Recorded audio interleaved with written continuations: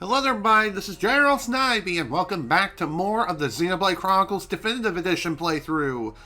Last time, we actually had a proper session for once. In other words, we were actually able to stream for 3 hours without any sort of major technical difficulties whatsoever. So, that was great. So, alongside that, unfortunately, Colony 9 fell under the might of the Mechon, who invaded in the last session, and Fiora unfortunately kicked the bucket. Which, yeah, that wasn't fun for anyone, especially for Shulk and also Dunban. So, in today's session, we're going to start our journey in pursuit of Metalface, aka the person who killed Fiora in the first place. So, with that in mind, let's begin. So, in order to get to where we need to go, we need to access a new area within Tephra Cave, which only just recently opened up. An ether lamp. Don't traders use these things as guideposts? Yeah. We can follow them to the Bionis Knee. Okay. But if armed traders need guideposts, it must be pretty dangerous in here. Let's keep our wits about us. Definitely.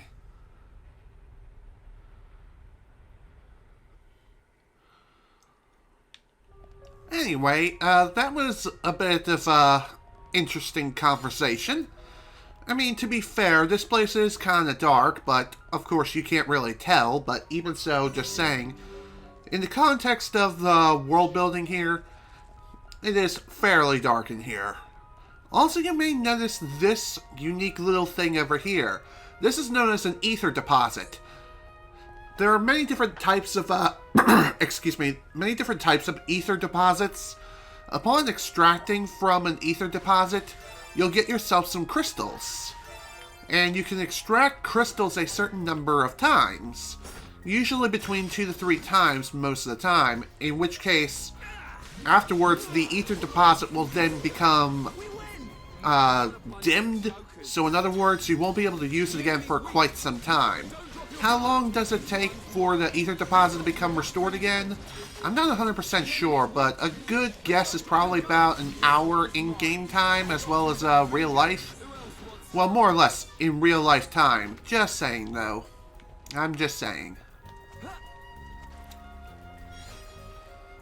So let's see here.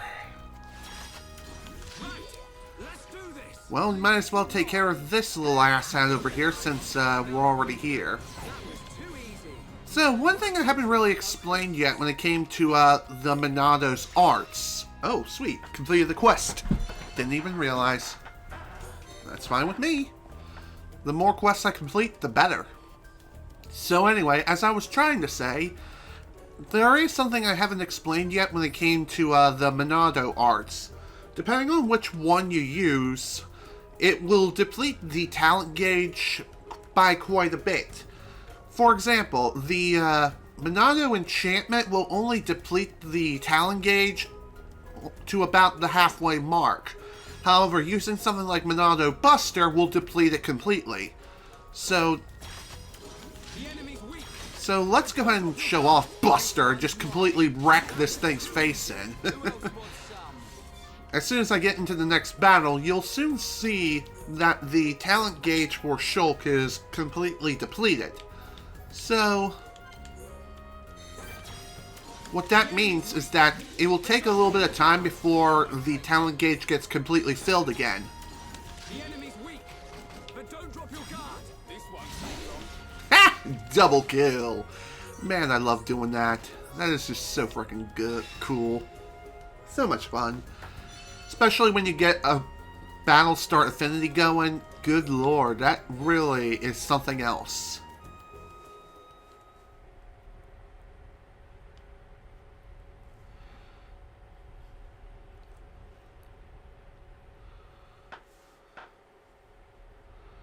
What the? Look at the emblem.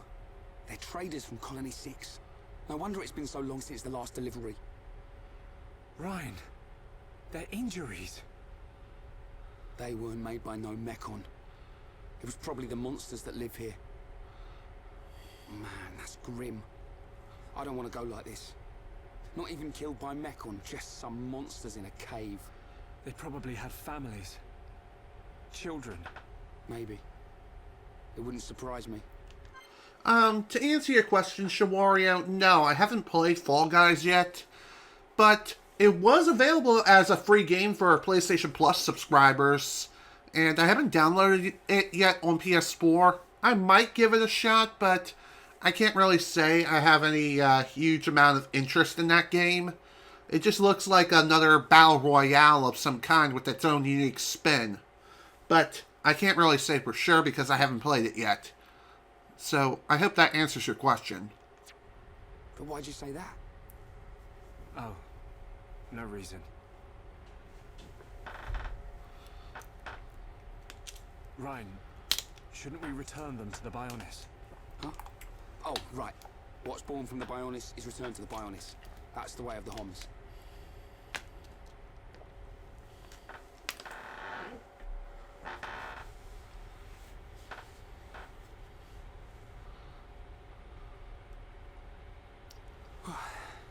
That was way harder than I thought it'd be. I'm just about ready to collapse. Let's take a rest. If the monsters in here killed all these traders, we need to be at our best. I'm wide awake, so I'll take first watch. Thanks, man. The nap will do me good.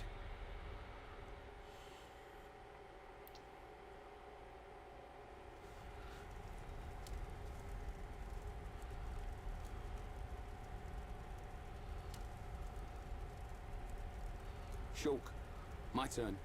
Awake already? Didn't sleep a wink. Oh, I still feel like I just did one of Vanguard's drills.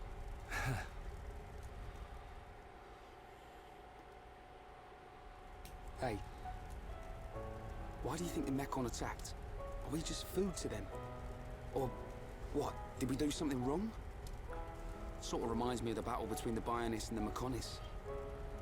I wonder if it's anything to do with that. Well, it's hard to believe that living things are just a source of energy for machines. There has to be another reason. Mechon killed Fiora. Yeah. You know what? I'll never forgive them. I don't care what their reason is.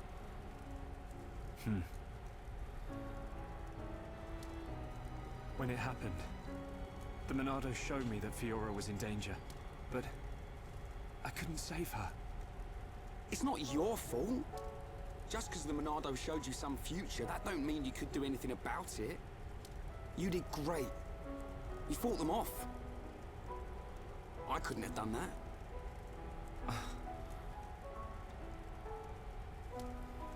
You know, I've been thinking about it. Why you can use the Monado, I mean. Dixon told me. You're a survivor from the Monado expedition team that went out 14 years ago. There was a blizzard or something, and your mum and dad died. And then Dixon found you and brought you back. That sounds right. I was pretty young, so I don't really remember anything. Is that why you do it? Why you're always helping Dixon with his research and trying to figure out the Monado? Maybe. Part of me does see it as something to remind me of my mum and dad. But mainly, if it really is the sword that the Bionis used to kill the Mechonis, like in the legend, I want to work out its secret. That's the real reason. I've got it. You were chosen by the Monado. What? Chosen? Don't you see? Not even Dunban can handle it. It ain't chance that you can and he can't. I'll take the next watch. You get some rest. Okay, I'll try.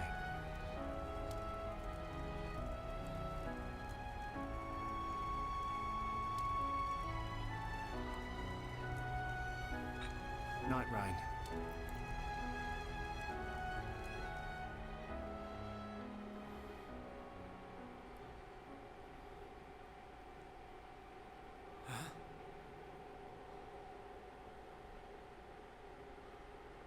Do you wish to change it?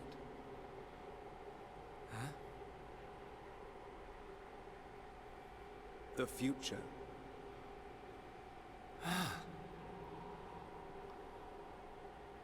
It is every man's desire to change the future.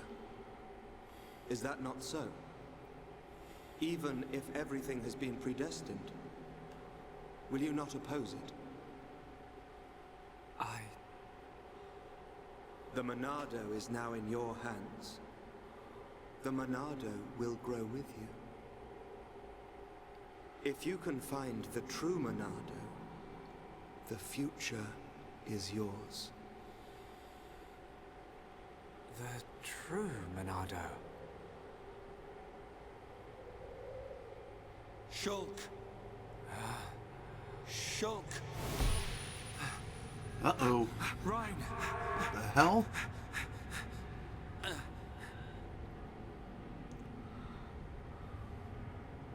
Shulk!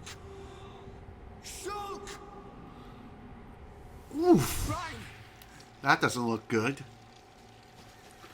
And neither does this. Give us a hand! Great. Welcome to the spider's nest, everyone. This is also a pretty good opportunity to learn about targeting multiple enemies at once, or changing targets at any given moment. Nice one, Ryan. I'm sorry, Ryan. Don't worry about it. It looked like you were having a nightmare. Really? The Monado is now in your hands. The Monado will grow with you. If you can find the true Monado, the future is yours. The true Monado? Was I dreaming? What's with you? We'd better get a move on. Uh-oh. Here we go again.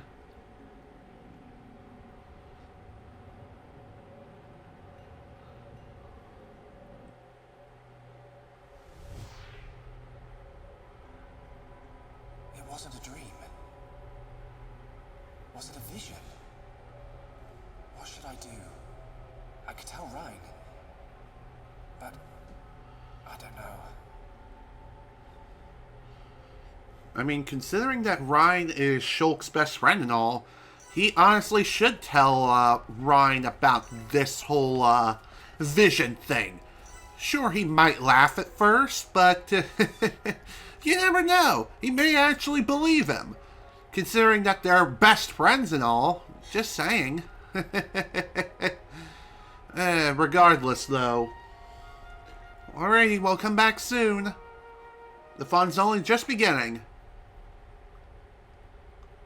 What on Bionis are those? Monsters' egg sacs, I think. But it looks like there are Mechon parts inside as well. Man, what kind of monsters are they? Probably some type of arachno. Ryan, get back! Uh-oh. Well, that isn't good. No. If that vision comes true, then Ryan, I've got to find him. Oh dear. So at this point, Shulk basically all but confirmed that that is indeed a vision that he just had. But it is kind of unfortunate that he didn't tell Ryan about it until it was already too late. Also, you may notice these sacks may try to target Shulk, and you may notice these weird icons above them as well. That is another sort of icon type, and that is, if you happen to make too much noise when around the target, then they'll start targeting you automatically. So, that's something worth mentioning. So long as you're walking at a very slow pace like this, then those sacks will not target you. And it has a pretty limited range, so keep that in mind as well.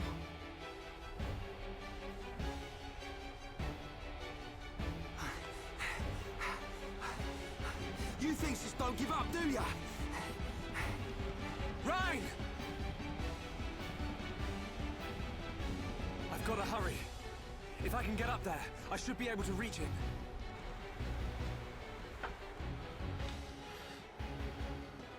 Oh boy. Well, things have officially gotten from bad to worse. Ryan is currently in pursuit, or more or less being pursued by a bunch of arachnoid-like enemies. In other words, like spiders, scorpions, things of that nature. In other words, icky bugs. They're absolutely disgusting and must be terminated immediately. Or at least terminated before Ryan ends up getting killed. However, that's going to be a bit easier said than done. Although, considering me and the fact that I've leveled up all my arts and crap, that should be so easy I can do it in my sleep. Anyway, say hello to the glutinous Eugen.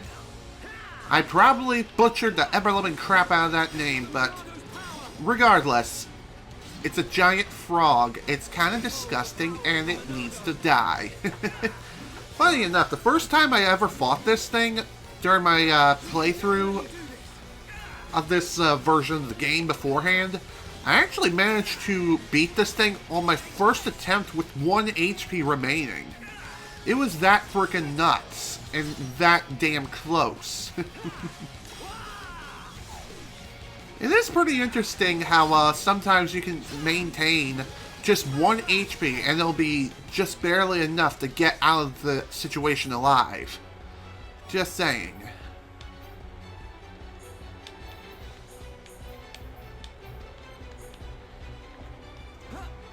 One other thing I haven't mentioned yet is that you don't have to take every single item that you get from treasure chests. You can obviously leave some behind if you so desire. So that's something worth mentioning. A warehouse door. Can't really open the door yet. Kinda need a key. And we won't be getting our hands on one for quite a long time. And besides, we kinda need to start a quest in order to even get that going. So that's something worth mentioning. One other thing I haven't mentioned yet is that this is the area where you would, in the original Wii release, you would actually go up here to basically start luring certain flying enemies to a certain position, which I'll get into in just a moment, to try your damnedest to jump up to an area that you previously or just aren't able to access normally. This area I'm talking about is right over here. You would basically lure a couple of flying enemies up here, jump at the right time, and have them push you up here. And then you just run for the rest of the way. However, that's obviously been patched out in this version. And oddly enough, we found another way, or at least a bunch of people found another way, which is considered to be easier and can only be done on version 1.0 of the game. And I'll get into that in a minute. For now, we need to save Ryan before he ends up getting killed, too. Can't lose another friend today. I refuse. Where are you? Ryan! Ryan! There's too many of them. I killed one, and 10 more pop up.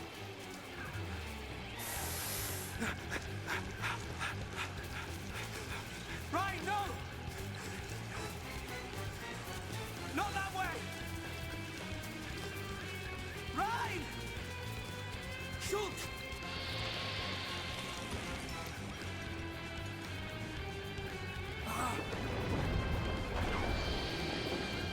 Ryan! Ooh.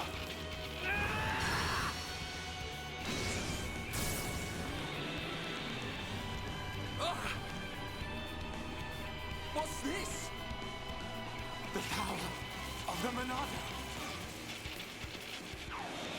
So at that point, a new power has been unlocked within the Monado.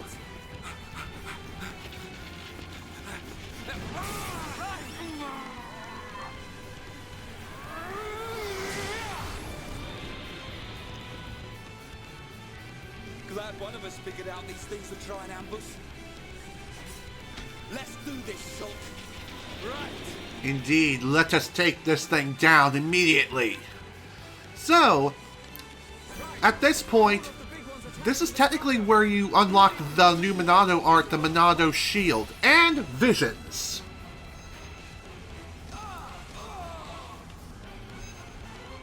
So this is a bit of a unique mechanic, and that is, if you manage to break a vision, then the music not only changes, but you also get a big burst in battle affinity. And you also increase infinity between two party members, which is pretty damn nuts if you think about it.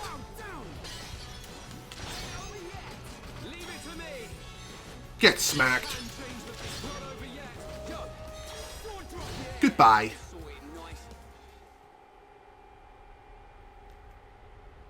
Looks like the Monado works on more than just Mechon. I gotta say, that's pretty awesome. Ryan, I just realized something. Huh? The future I see, it isn't set. I think it's more like a warning. A warning? Yeah. A warning about what will happen. What will happen if I don't do anything? Or if I can't do anything? So I can use this power to change the future. And that's exactly what I intend to do. You've got my vote. And if you really can do that, I think Fiora would have liked it too. Yeah. Right, let's get moving. We're nearly at the Bionis Knee.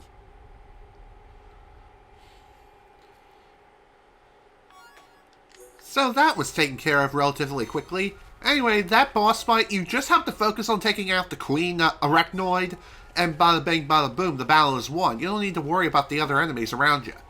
But anyway, the other method that was discovered recently of how to get into a restricted area, or more or less get into an area and level yourself up to level 50 almost immediately, it's pretty complicated. You basically have to get one party member into position like around here, around the corner of the wall, start running, have the other person start climbing up the vine here, and within a very short period of time, change party leaders, and then just continue running through the wall.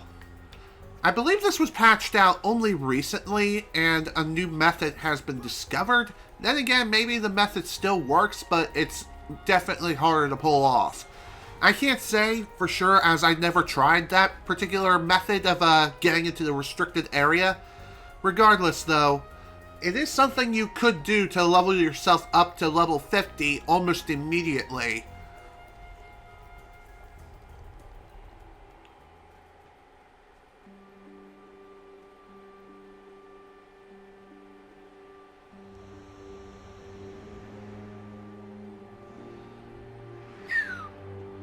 What a small world. Said no one. Here we are, folks. The Bionis Knee. Gotta say, this is a hell of a view. Being able to view the Bionis and the Mechon like this. It's quite a spectacle. Wow. Especially in this No matter version. How many times I see this, I never get used to it.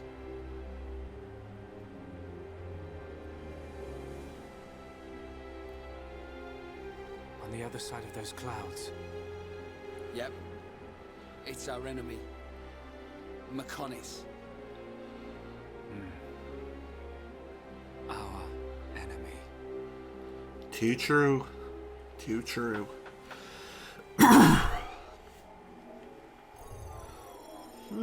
Hello. Looks like we're being spied on. By what or whom? That is soon to be determined.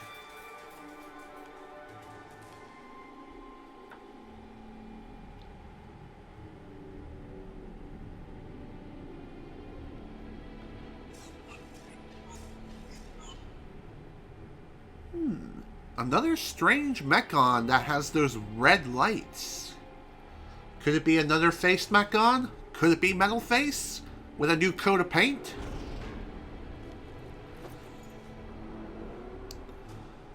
I don't think so.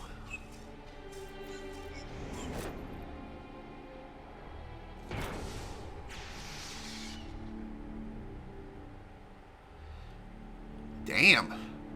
That's a way to die. Being completely incinerated. Yep, that definitely ain't Metal Face for sure.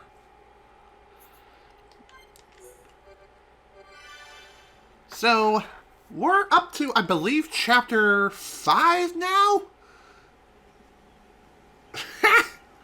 Who knew? We're breezing through these chapters so fast. The Bionis shin?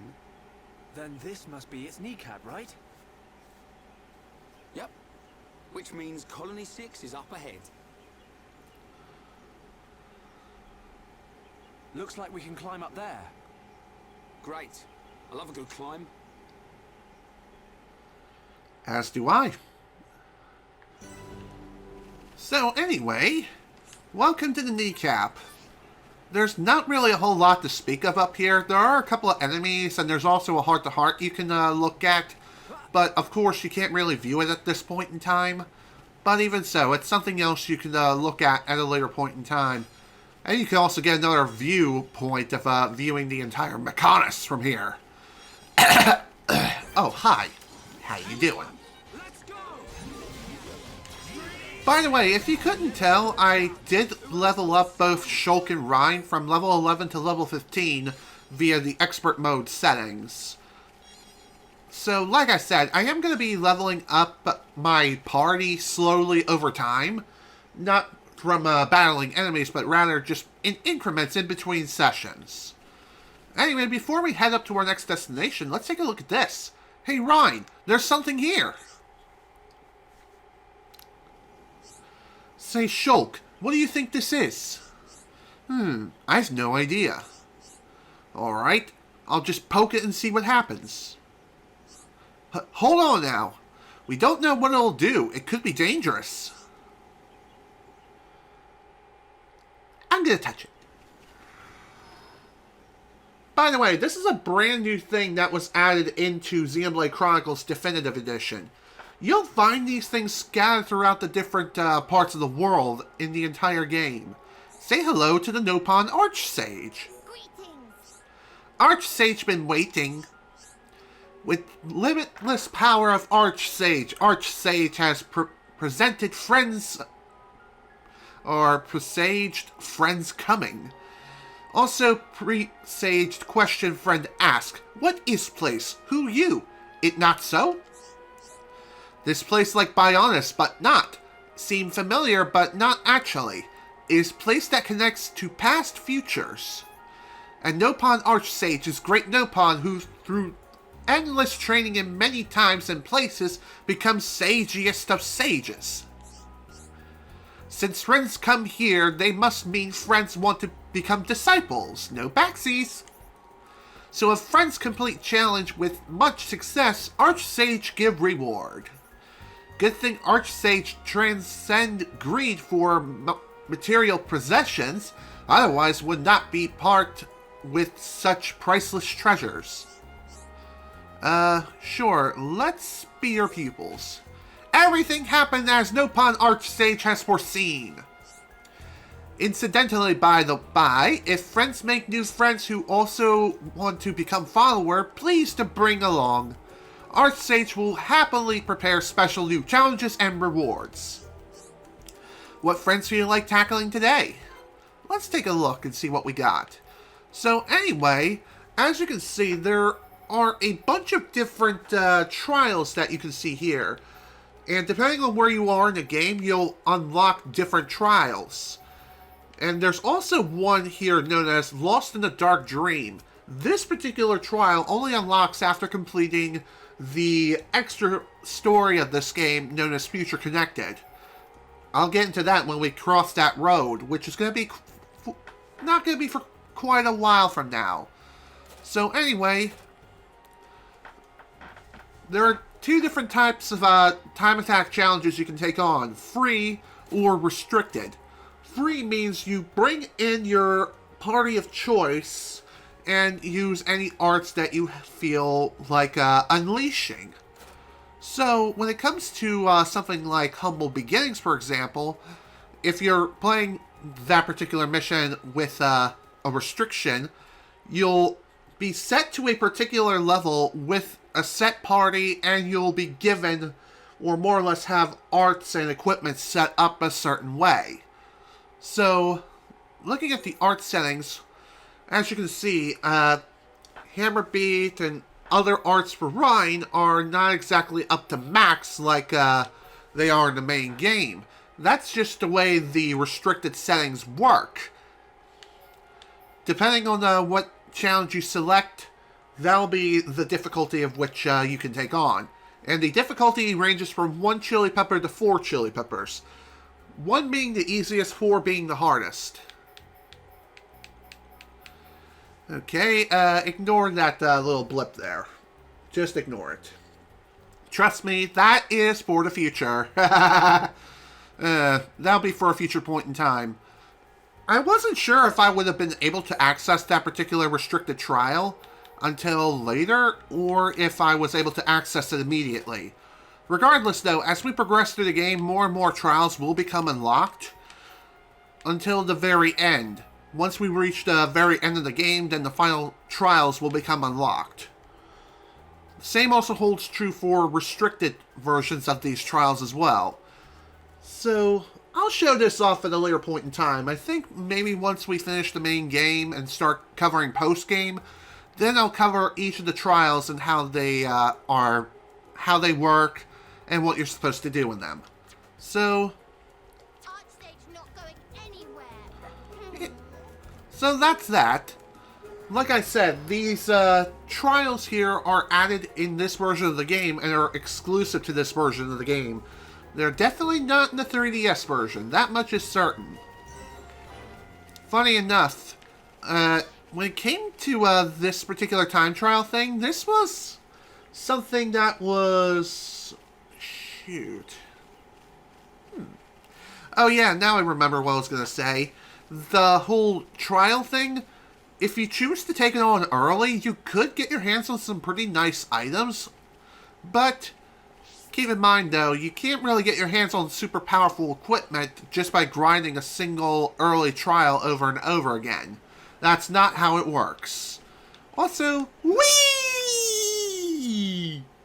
Terminal velocity has been achieved. Believe it or not, that was intentional, because as strange as it sounds, there's an achievement that is tied to that. I believe it's called Terminal Velocity. If not, it's called Goodbye. I think it's considered a record achievement, so in order to get that, you just simply throw yourself off a cliff. It's literally as simple as that. It's kind of interesting how you get an achievement for dying, but even so, just kind of hilarious if you think about it. Good day. It's rare for us to bump into anyone in this area. You look like you can handle yourself. Do you think you could take out a couple of leg Ardens for us? They're always attacking us for no reason. I hate them things. Okay, that seems simple enough. Thanks, I appreciate it. Okay. Good day. I'm pretty sure this guy has about 4 different quests that you can take on. So let's go ahead and accept them all. That way we can get these marked on our map and get them taken care of as soon as we can. Honestly, it's always a good idea to accept as many quests as possible. There's no limit of how many quests that you can accept. You can accept as many quests as you want with no penalty whatsoever. Sure, you can only technically track one at a time and mark them on your map, but that doesn't mean that other quests that you currently have active can't be marked on your map as well. At least that's how it works here in Definitive Edition. Yes? In the original game, you basically are running around like a headless chicken, so that's something to keep in mind. That's always fun, said no one. Also, I feel like I got a frickin' pee, so you know what? I think I will go ahead and do just that, and I'll be right back momentarily. Okay, I am back. Apologies for that delay. Let us continue and head into the first major area of the game. With on top of the Bionis Knee cap. Welcome, everyone. to the Bionis' leg, aka the Gaur Plains. I probably butchered the ever-loving crap out of that name. And if I did, my apologies. Oi, Shulk, look over there. Smoke? Maybe someone's got a fire going. Hope they're cooking up something good. It's hardly a good spot for a barbecue. Come on, let's take a look.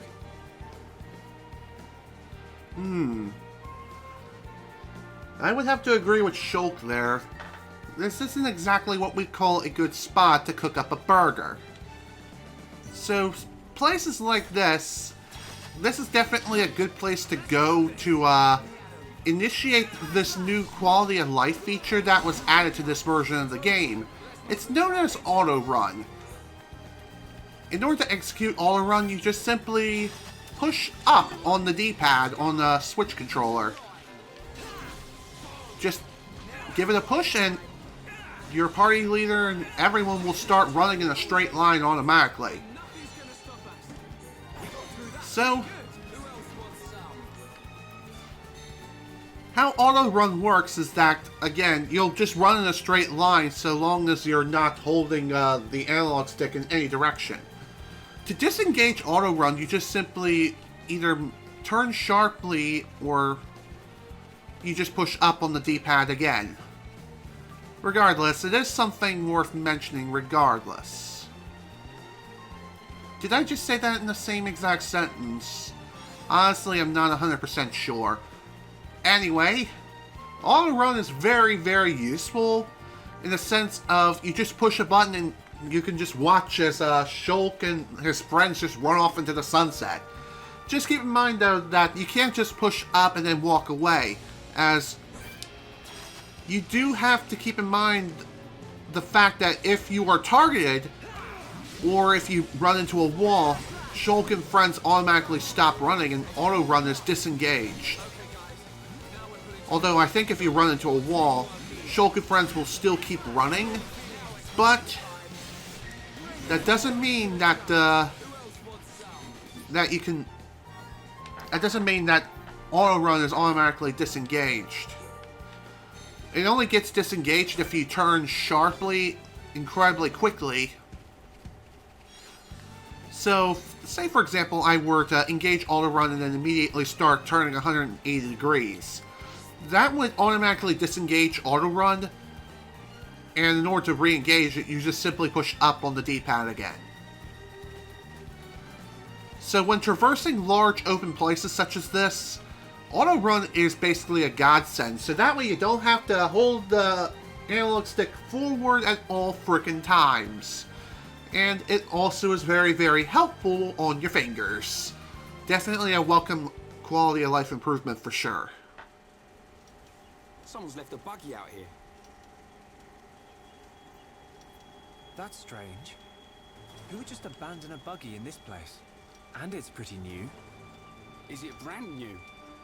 Not brand new, but it's in very good condition. Are you sure about that? So, what did happen to the driver? Touch.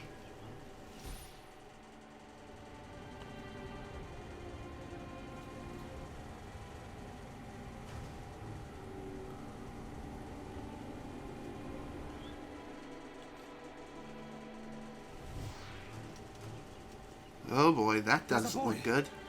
He's being attacked by monsters. You saw it happening? Where? I don't know, but it was near some water. Near water? But what made you have a vision all of a sudden? Maybe it was triggered by touching the buggy. Well, we'd better find him. Let's search everywhere around here where there's water. Okay. Welcome back, Shawario. You're just in time for everyone's favorite character introduction. After we reach him, of course. Of course, before we even get there, there is something else I kind of wanted to do first. And funny enough, speedrunners actually do this. And that is mark the next landmark destination. That way they can fast travel to it after taking care of the next activity. Plus, this will also give me a good opportunity to take on some more enemies, grab some more treasures. You know, the whole shebang, if you know what I mean.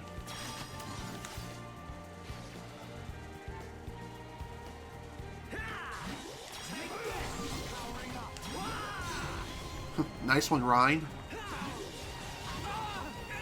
One other thing I haven't mentioned yet is that, another thing to keep in mind here is that there are going to be not only low-level enemies roaming around, but also some very high-leveled enemies too.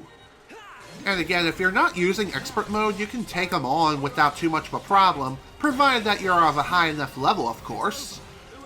And you also know exactly what you're doing with a limited party set. Just saying, though. If you are using expert mode and just trying to make it so things aren't so boring immediately, like at the very start of the game, I'm just saying. It's just something else to keep in mind. I know that not everyone is into the whole expert mode thing, and I can totally understand why. Sometimes it just feels good to be an ultra badass and just whack everything in like one strike and just destroy everyone and everything in your path. On your path of destruction, if you know what I mean. So anyway, I believe our next destination is that particular waterfall area over there on the left. However, we're not going to be going over there just yet, as there's still another area worth exploring. Or more or less, another landmark worth marking.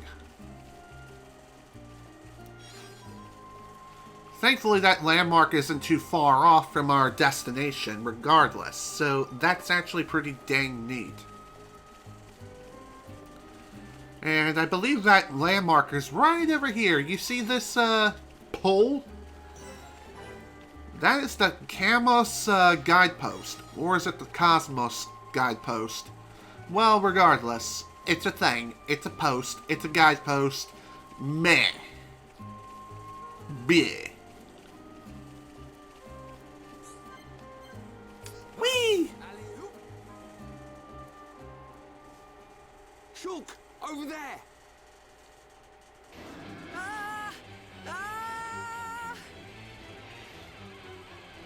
You alright, kid? Who are you? That can wait. Go! Get out of here! Leave these guys to us! Okay. Let's do this. Ready when you are. Damn, skip it, boys. Let's dance.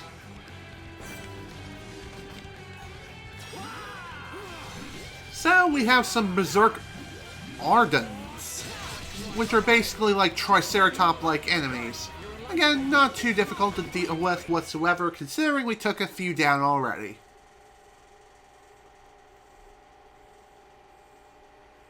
Okay, it should work now. Great. You saved my skin. My buggy short-circuited. And then there were those monsters and... Well, thanks. I fixed the circuit, but it's out of ether. Change the cylinder and it'll be as good as new. I think it's time for the introductions. I'm Ryan. He's Shulk. Pleased to meet you. Oh, hi. I'm Juju. Where are you two heading? If you've got time, you should come back to our camp. Your camp? Yeah, it's not far. How about it? Let's take him up on the offer. I'm surprised there's a Homs camp here, but they might have some information. I suppose. Juju, can you tell us how to get there? Sure. If you go back to the oasis, you should see a tall stone post. Head there first. Then what? There's a small path in the woods next to the stone post. Just follow it down to our camp. Got it. Now, let's make a move.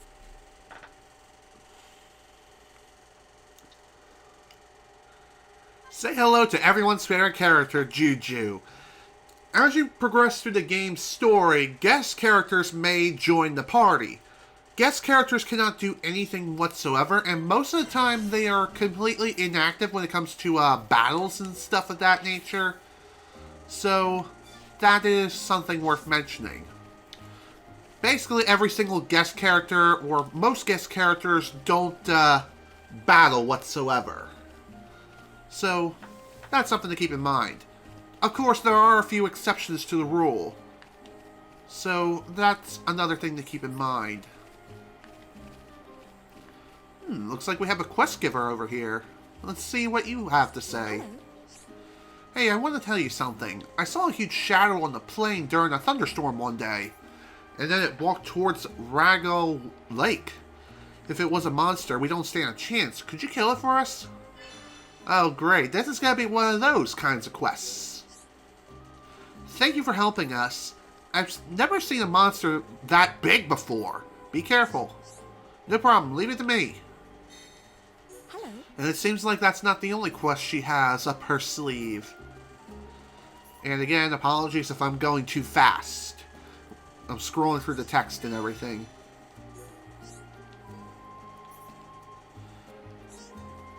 Okay. So, at this point now, there's a new kind of quest that we just discovered. These quests that have a little stopwatch next to the exclamation point, those are quests that have a limited amount of time to complete them. So, what I mean by this is, if you progress too far into the story, then the quest will become uncompletable. In other words, you won't be able to complete the quest for the remainder of the playthrough, and it disappears.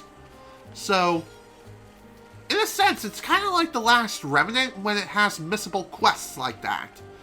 Thankfully, those, unlike The Last Remnant, where missable quests like that exist in this game too, they're not the most important quests out there. They do give you some really sweet rewards though, so take them on if you can. And if you can't, don't worry about it. Juju! Where have you been? Juju! Oof.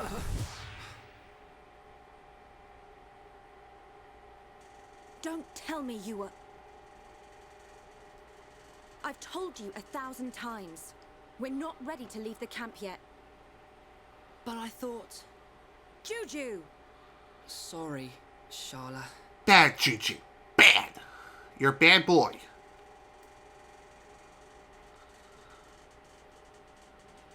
That gear.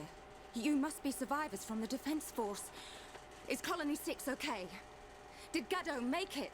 Hold on. What are you talking about? We've come from Colony 9. Colony 9? They saved me from some monsters. This is Ryan and Shulk. Oh, so you're not from Colony 6. Thank you for helping Juju. I'm his sister, Sharla. I told them they could rest here, with us. Did you now? Well, all right. I suppose that's only fair. Did something happen to Colony 6? Actually, we're heading there ourselves.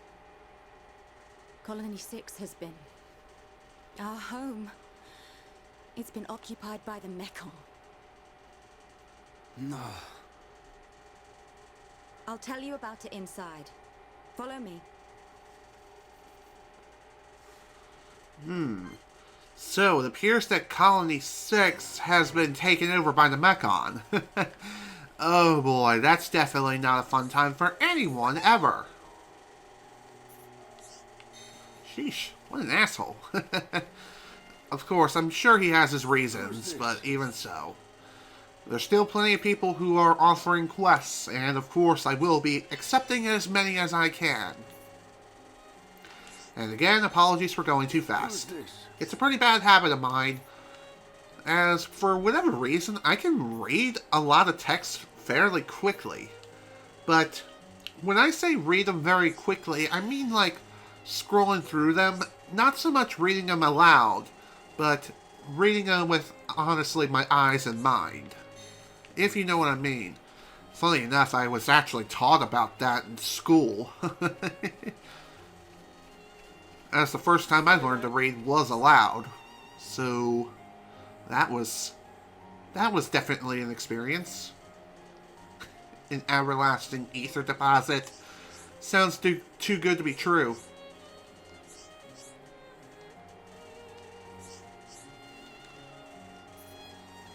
You know what they say, if it sounds too good to be true, it most likely is. Believe me, I've learned this the hard way at least once in my lifetime.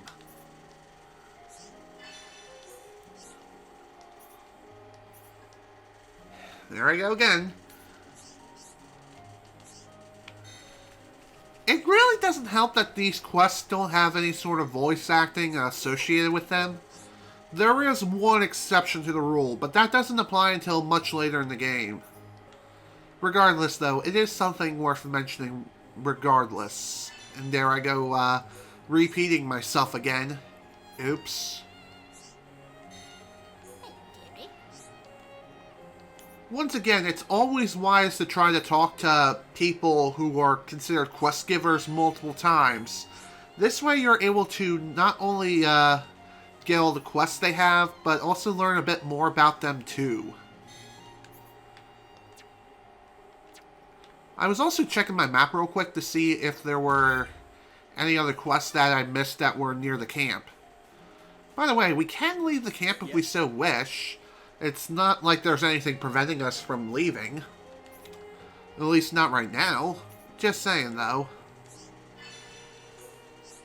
Torn paper, eh? That doesn't seem, that seems like quite a troublesome, quest, if you know what I mean. How's it going?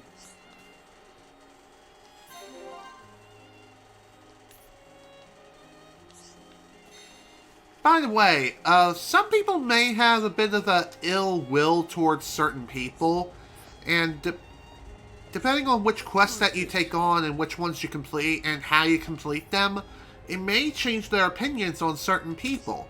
So in other words, their affinity with certain people may change, either for the better or for the worse, depending on what you do. So that's something to keep in mind as you're playing through this game and going after quests, especially ones that have different outcomes and branching opportunities, if you know what I mean.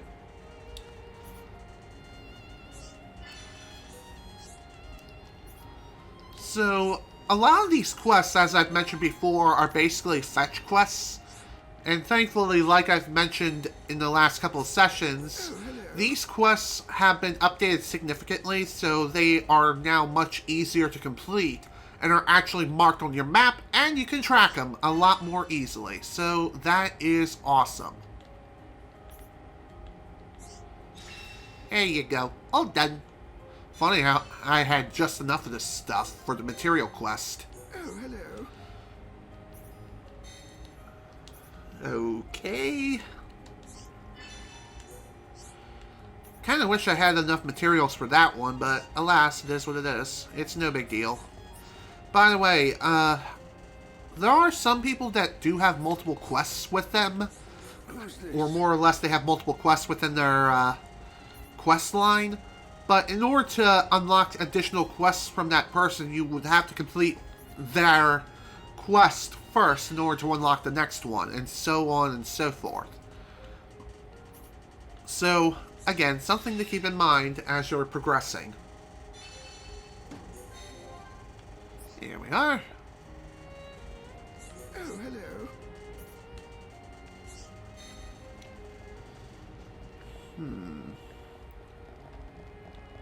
Could have sworn there was someone else here who, I need to speak to. Let's see. Okay. Nothing new I need to purchase here, so I'm cool with that. By the way, there are other people who have additional quests here.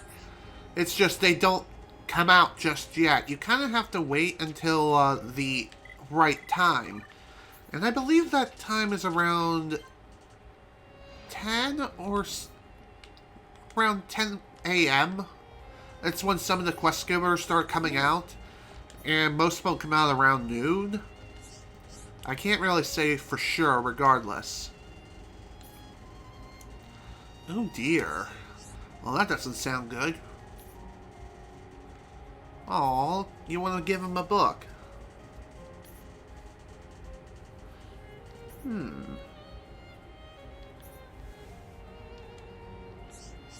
Alright.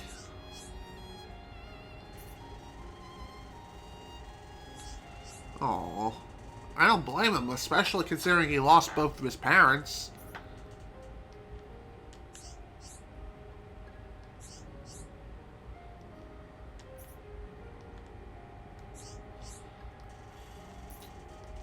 Okay. Sure. This won't be too hard.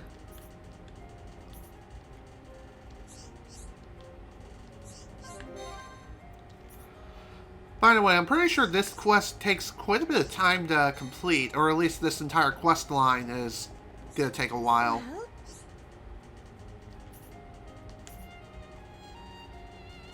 What is it? Supply of medicine's running out. Yeah, that doesn't sound good indeed.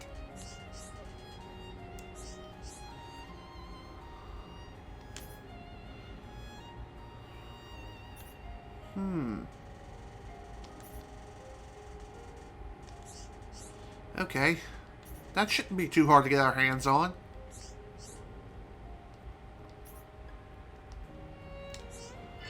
Alright. Funny enough, I actually gathered at least one of these things already, so this won't be too difficult. I believe these are one of the items that you can gather from the blue orbs that are scattered throughout this entire landscape.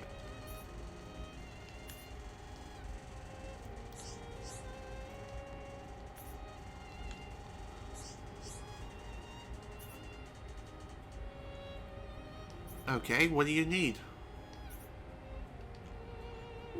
The finest ink, eh?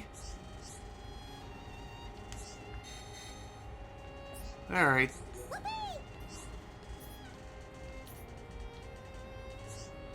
Aww. That's actually pretty sad how he can't sleep because he has bad dreams. And I'm pretty sure those bad dreams are from when his parents were killed, and he's having them again and again.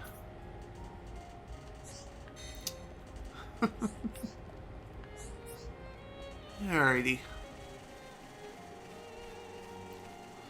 By the way, something I haven't mentioned yet is that there are certain quests that are tied to weather. And those kinds of quests are a pretty big pain in the ass, let me tell you.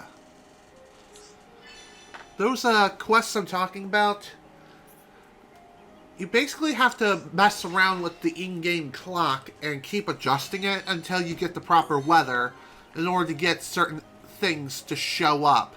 And let me tell you, that's not exactly fun. Especially when you don't know where things spawn. Especially if it's a quest enemy. And you never know, if you get the right weather, you may not be at the right destination. And again, that's not something what we call fun. Even so, with this version of the game, it does make things easier, so if you do get the right weather, you'll at least be able to know exactly where you need to go.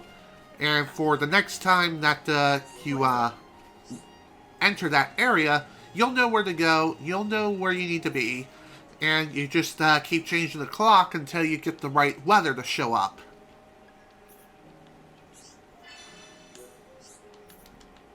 Okay.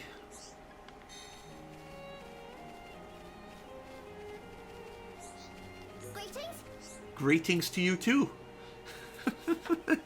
It's funny how these simple little voice lines are just... they're really something else. It's like, how's it going? Whoopee! And greetings? Yes, dearie. Greetings? There's so many of these little pieces of dialogue that just really tickles my gitties. I'm not really sure how else to describe it. It's just cute. It just brings a little more life into the world of this entire freaking game. It really is surreal to see, for sure.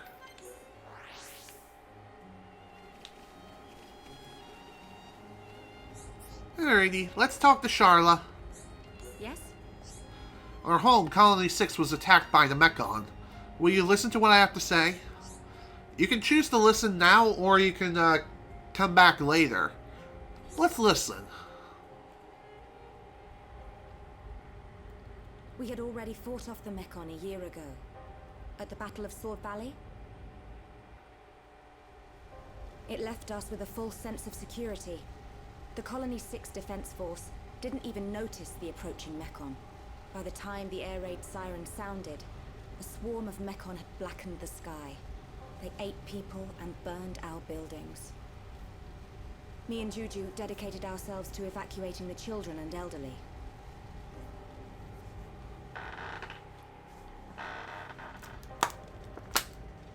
I don't know what happened next.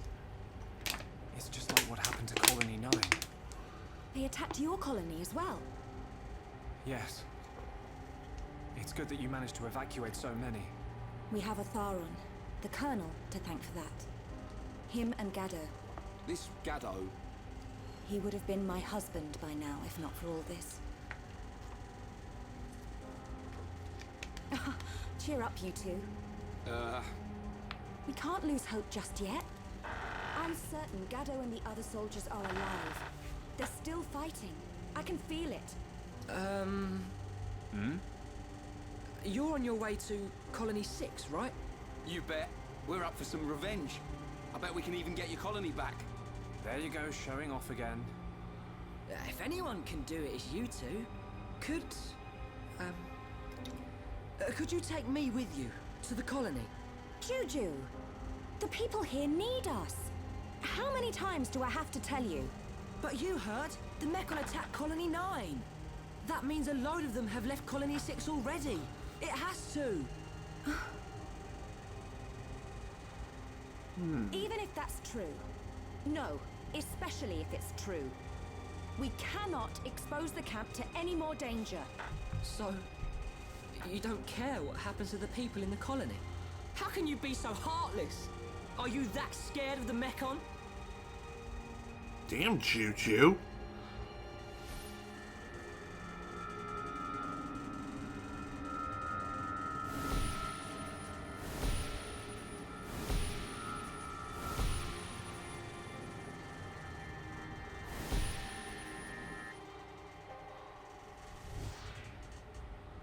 Oi, kid. Ryan! You ought to know how Sharla feels. Watch your mouth and have some respect. Exactly.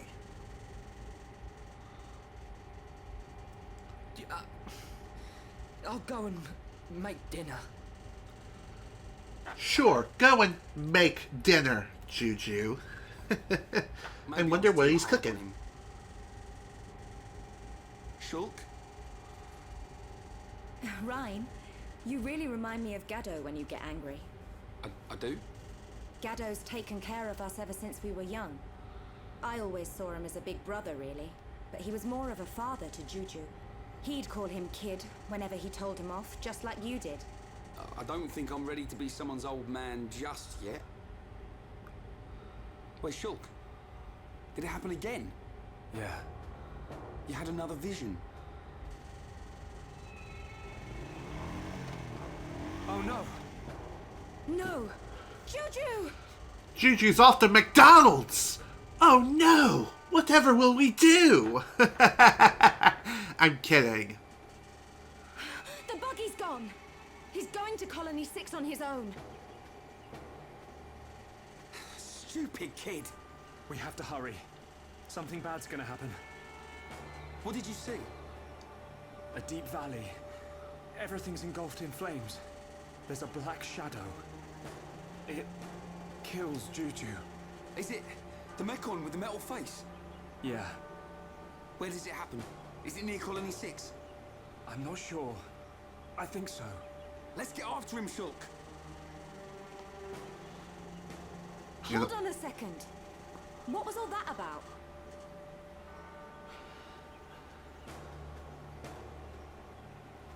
I know you won't believe this, but Shulk can see the future. The future? That's not possible. That's what I thought too. I still can't explain this. But that vision I had will come true unless we stop it. So you're telling me Juju's in danger? Believe it or don't believe it, that's your call. But I wouldn't be standing here if it weren't for Shulk's visions. Juju.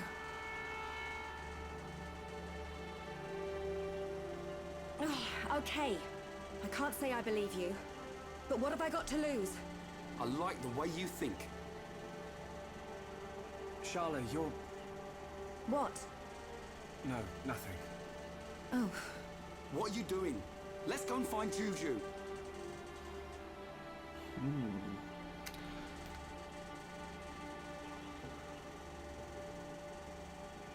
When you talk like that, you sound just like Gado. That's how I know it's not worth arguing. What am I, some kind of Gado substitute? Funny. Sharla too. I saw it in the vision. But I can't stop her coming with us. I don't know how I can protect her. But I have to do it. I will change the future.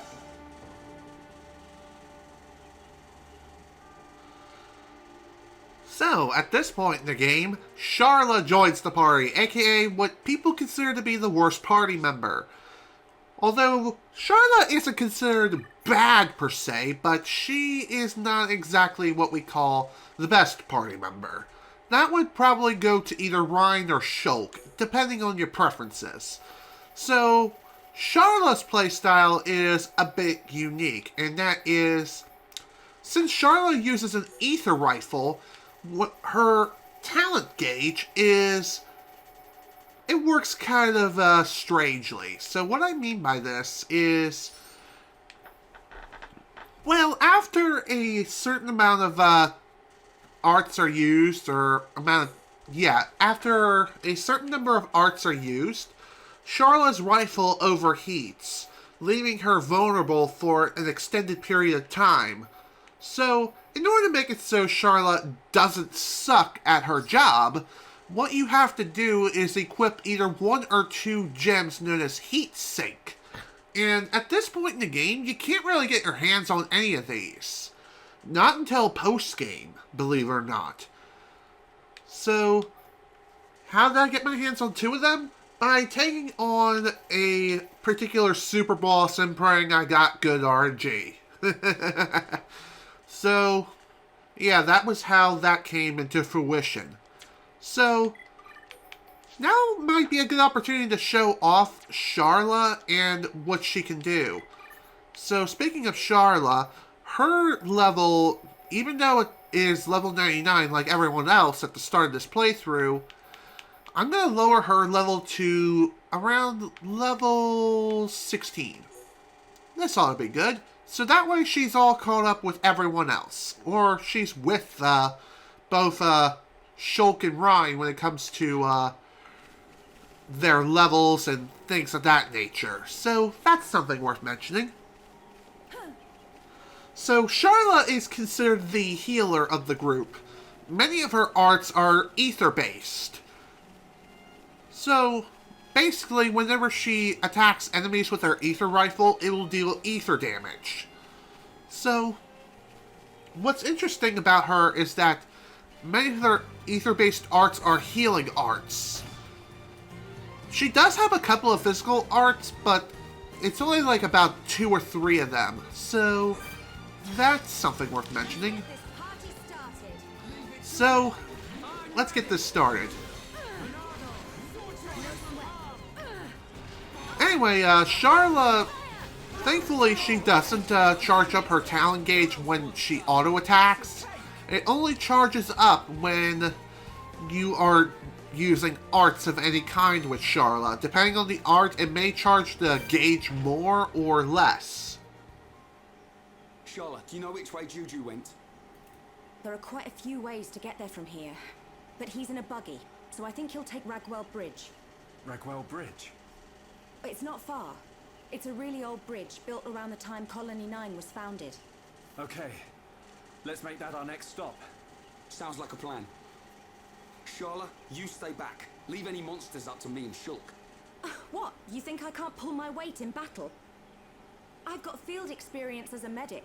If you get hurt, I can use ether to patch you up. Nice. I'm always getting roughed up.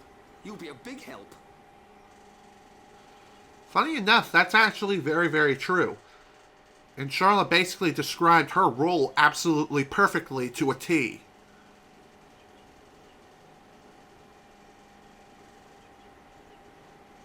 Come on. Who put this barrier in the way? Oh, now the front suspension's all twisted up. How the hell did you crash there? Looks like I'll have to walk it. They're all cowards. I'll show them all. Are you sure that we're just cowards, or are we being the smartest people on the face of the earth? Because there is such a thing as cowardism and also wisdom. Do not confuse the two. You should learn that very, very well from the Wizard of Oz. I'm just saying. Sure, it may sound cowardly that you're running away from battle and all and just trying to live to fight another day, but that's just it. Living to fight another day is better than fighting a hopeless battle only to get completely creamed, if you know what I mean. It's a very wise philosophy that is definitely worth living by to this very day. And the same also holds true in this game. Granted, there isn't much of a penalty for dying, you just respawn back at the previous landmark that you visited. So, again, it's not a big deal if you end up dying. So, again, it's not that bad. I could really do with a shower right now. Okay, let's keep on moving now, shall we? You may be wondering, what the hell is it I'm doing in this cave? Well, if you remember correctly, there's actually a quest that involves going into this place and investigating it. So, one thing about Sharla is that if you're planning to play as her or have her be in the party at all, in the active party that is, you definitely do not want to have any aggro on her whatsoever. That way she can continue to attack enemies from range. Just keep in mind, though, that it may take a while to get the aggro off of her if she does have aggro on her. Thankfully, there are plenty of ways to get aggro off of one character and onto another, especially if Ryan's in the party. So another thing worth mentioning about Sharla is that one very useful thing about her is that she can attack aerial enemies from a fairly good distance away. Though granted, she doesn't have the skills of, say, a sniper user from, like, any Call of Duty ever. Just saying, though, she can snipe enemies from a range. And it's a fairly decent amount, too. Just keep in mind, though, it's not that much further than using the lure command. This is what he was talking about. It's just normal ether deposit. There's nothing special about it. Uh-oh. Looks like we got company. I think if we end up dying here, it won't be that big of a deal, as we would just respawn at the previous landmark, and I think the next part of the quest line will get started, so it might be advantageous to just simply die, versus sticking out the fight to the very end.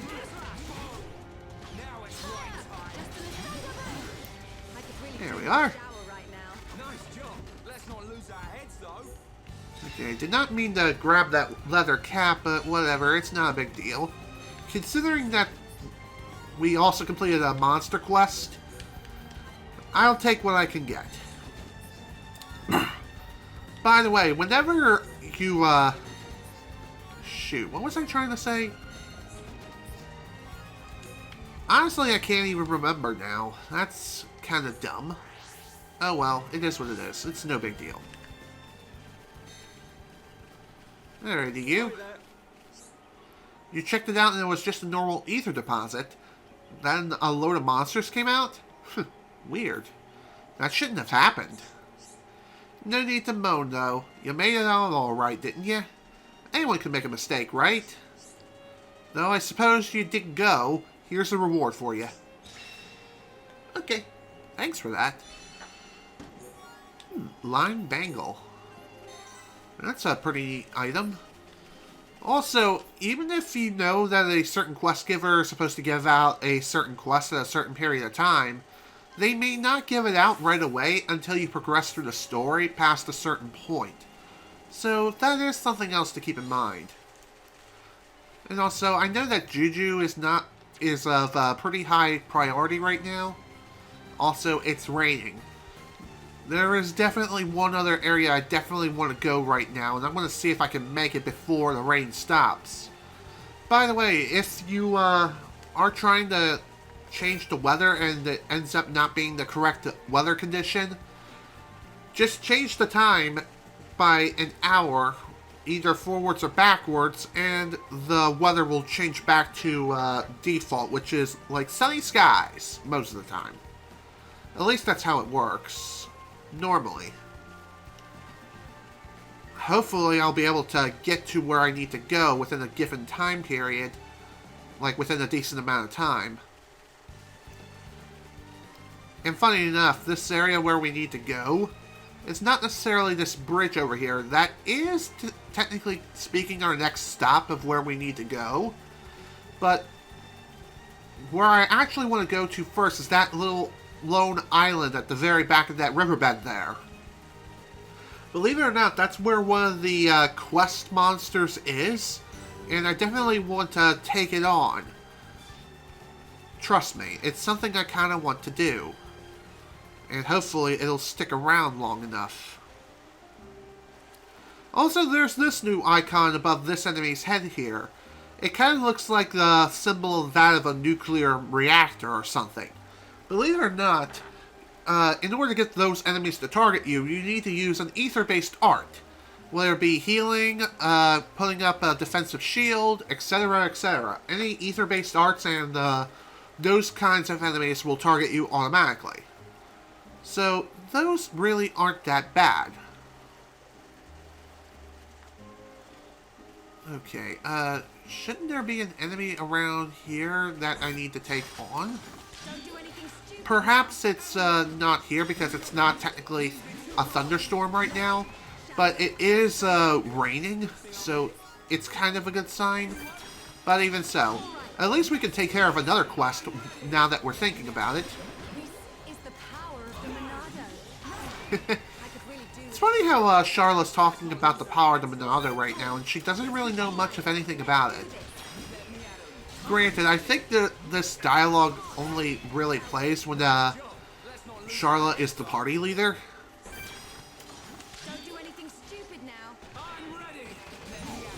Alright, let's get this started. Sweet. Again, level ups really aren't that meaningful to me considering I'm already at max level. Well, technically speaking, the max level anyone can get in this game is level 99. And the reason why I said it was meaningless was because I've already achieved the level 99, and even with expert mode engaged, I can always return to level 99 at any given point, if I so wish it. So, at this point, there is supposed to be a particular quest monster that's supposed to appear here. I believe it's challenge number 1. Yeah, here it is. And again, this thing only appears during a thunderstorm. So, if you're trying to get a certain monster to spawn and you know exactly where it spawns, change the time to 1 hour increments. I highly recommend moving the time forward. That way, it has time to change the weather. And all you really have to do is just change the 1 hour increments forward. I don't recommend doing it backwards, as I think backwards will mean that the enemy will not, it has a bit of a lower chance to spawn. So here's the enemy. Here is whom we need to take down. It's just a White Adaro. It's a unique monster, as you can see. It's a bit of a weird frog. It's not my froggy. It's not, definitely not, Tetsuya Asui. Hell no! Sue. By the way, if you couldn't tell, I was trying to reference Sue from My Hero Academia. Steady arms. Definitely a new piece of gear that I never got my hands on before. That's pretty neat. Alrighty then. Well, that's taken care of. By the way, most unique monster battles do tend to take a while, depending on whom you're fighting. I may be making quick work of them and clearing them out in like a matter of seconds. Keep in mind that my arts are maxed out and thus dealing a massive amount of damage. So, that would be the reason why I'm cleaning them up so quickly. If I am at level 99, they would be dead instantaneously like a flick of the wrist. As if I would have the Infinity Gauntlet from the Avengers movies, or whatever the hell it is. Speaking of which, I have not seen any of those movies whatsoever, so I can't really say for sure. Regardless though, it is something worth mentioning if you have fun completely wrecking everyone's faces in. Go for it, kiddo. Embrace the cheese. Embrace it. Cherish it. Love it. You know what I mean, folks? What can I say? Being dangerously cheesy is quite fun sometimes.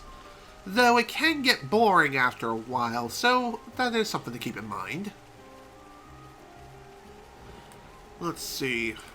Our target seems to be heading quite a distance. Jesus. Sure seems to love traversing throughout the entire plains. What the hell is that about?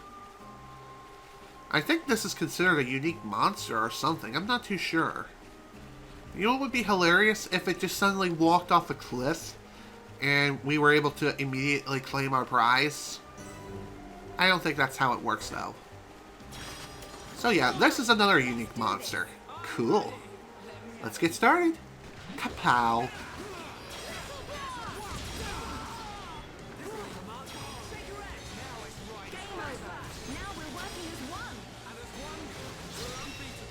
There we are. Nice and done. Ooh, Pro Hunter. Another achievement. Pretty sweet. Let's keep this up.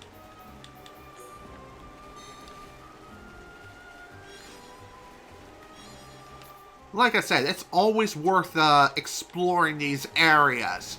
You never know what you may find. You may find a unique monster, find some cool treasures, or you might find a secret spot that nobody in the world knows about except you and your friends. And some of these spots are actually pretty breathtaking, believe it or not. It's definitely worth exploring each and every area from top to bottom.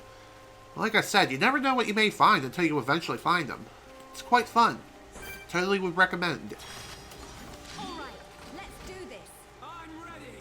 I hate these things. Now we're working as one.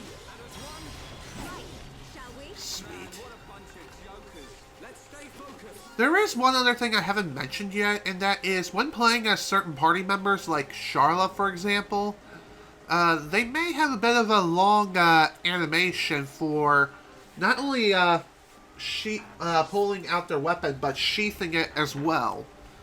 Sometimes it can take as long as 10 seconds to put one weapon away versus pulling it out.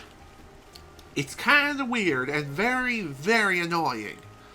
But that is the price you pay for playing as certain characters. Of course, I'm choosing to play as these characters just to show them off and see what they can do. Especially with Sharla.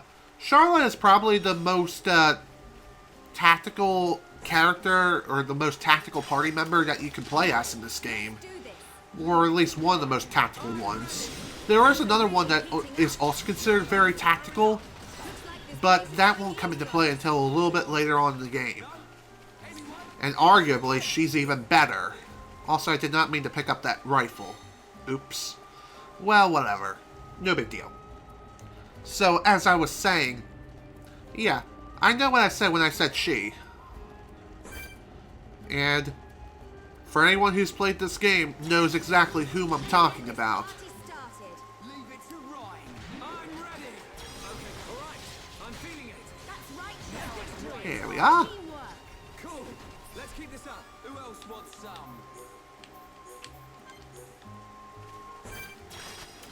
All right, let's do this. Okay. Do your best. This shouldn't be too bad to take care of around here. Piece of cake. Let's not lose our heads, though. Cool. All right, let's do this. Got the clothes back and everything is right with the world. One other pretty annoying thing about this game here is that sometimes you may... Ah, great. Just trying to target the right enemy, sometimes that can be a bit of a pain in the ass, especially if they're targeting you, and you're scrambling to try to get them targeted.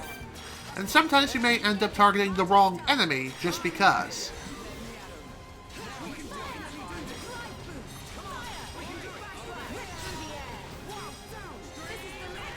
So how is it that Sharla is so tactical? Well, besides the fact that her ether-based arts are primarily used for healing, there are other ones that provide a boost to not only her own abilities, but to those around her. And depending on what you use, it may come in handy in more ways than one. It depends on who you're fighting and when. And it also depends on what you're doing, too.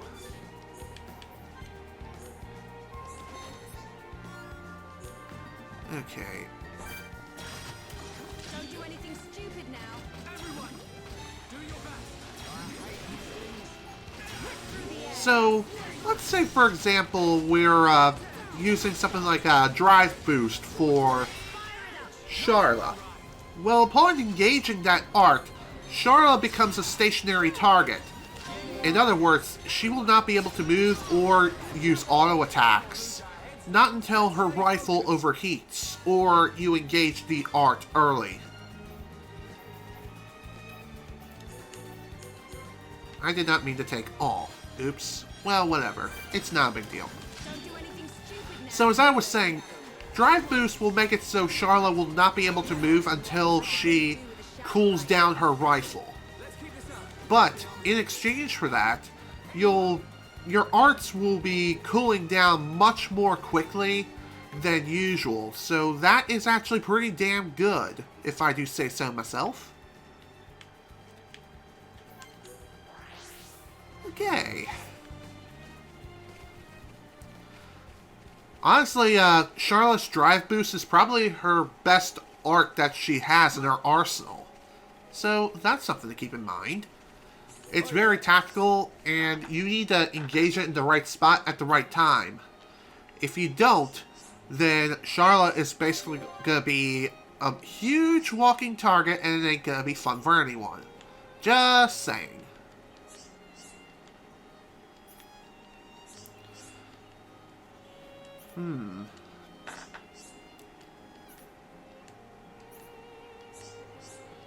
I'd like to say I can, but... Alright, so it appears that he has found yet another one of those supposed endless ether deposits. Or it's something else entirely. We'll soon see what he means. Soon enough, ladies and gentlemen.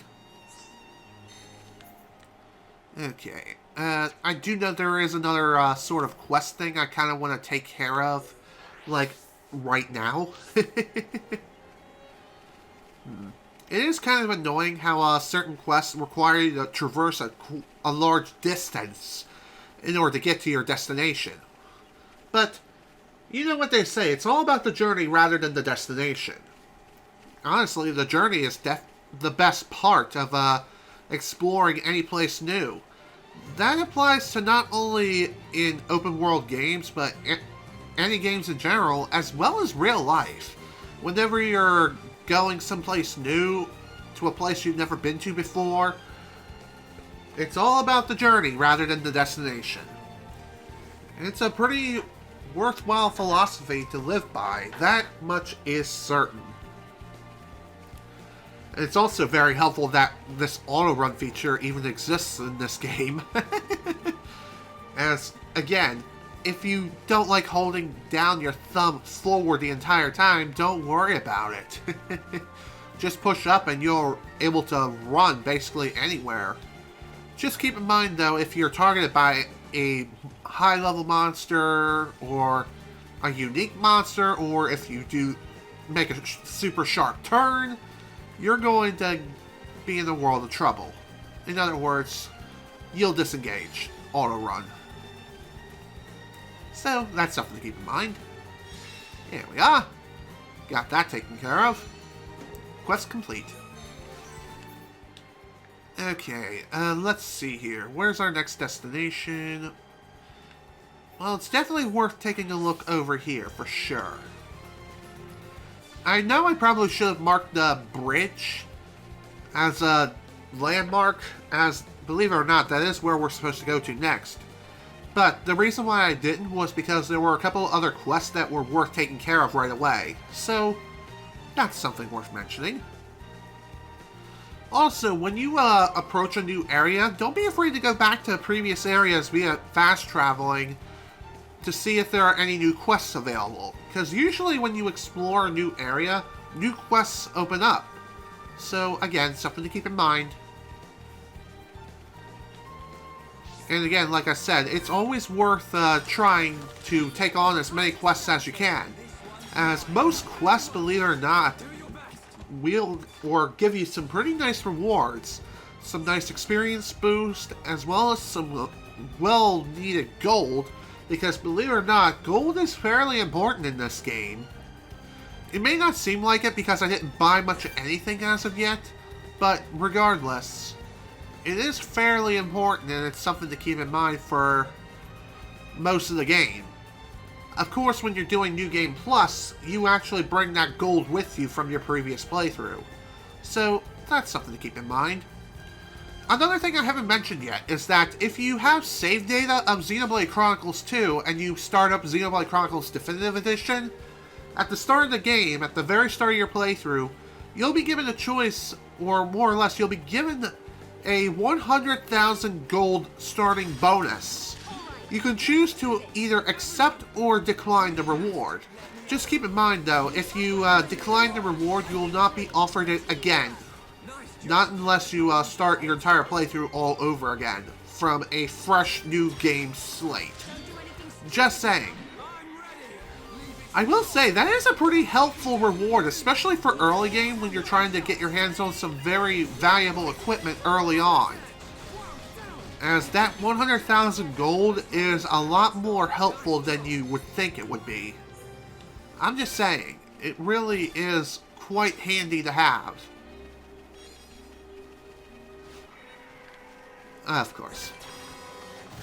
I was not expecting to attract these guys, but oh well, it is what it is. It's not a big deal. Get blasted.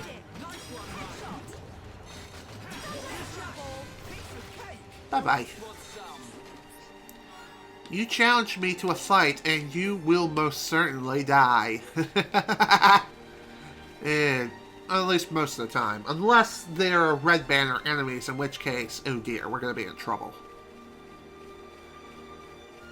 Okay. There we are. There was definitely a point of coming this way, for sure. Let me tell you, it may seem like it's kind of trivial and not so important, but trust me, it is. Don't do anything stupid now. I'm ready.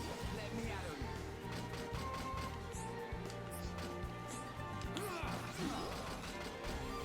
Okay.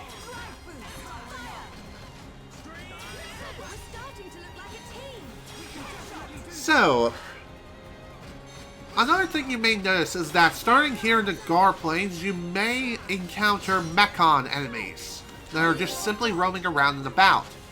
Well, these Mechon, as you know, they can only be damaged by Shulk and his Monado. However, if Shulk uses Monado Enchant, then everyone can damage the Mechon without too much of an issue. There is some other way to damage Mechon without Monado Enchant, but that won't come into play until much later in the game. Just keep in mind, as of right now, you need to use Monado Enchant in order to damage Mechon. Unless you're Shulk, in which case you can damage them no matter what. Hey, Sharla, look. It's Juju's buggy.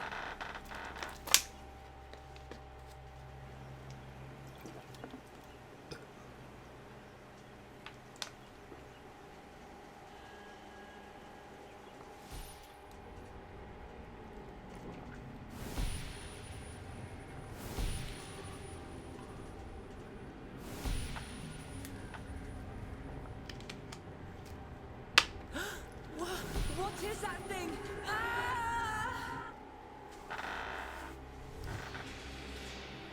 Juju! What is it? It's Juju! Shulk, is he okay? Tell me! There's a Mechon! It's taken Juju! When? I'm not sure, but I don't think we've got much time. You said you saw a deep valley, didn't you? Yes. Oh, there's a place like that just up ahead. And it's even on the way to Colony 6. That must be the route Juju's taking. You sure? No other deep valleys round here? Not as far as I know. Well, Shulk? Let's move. That has to be where Juju is. Okay. Well, as of right now, Juju's kind of in some deep, deep shit, and let me tell you, it's not exactly what we call fun time. Just saying. You definitely don't want to be in Juju's shoes. Funny enough, many people in the Xenoblade community consider Juju to be the worst character in the entire game. And rightfully so. He's not exactly what we call useful in any way. But he does have a use. In some ways. There's not too many uses, but even so. Just saying, Juju is made fun of quite a lot due to his rather rash decision making, if you know what I mean.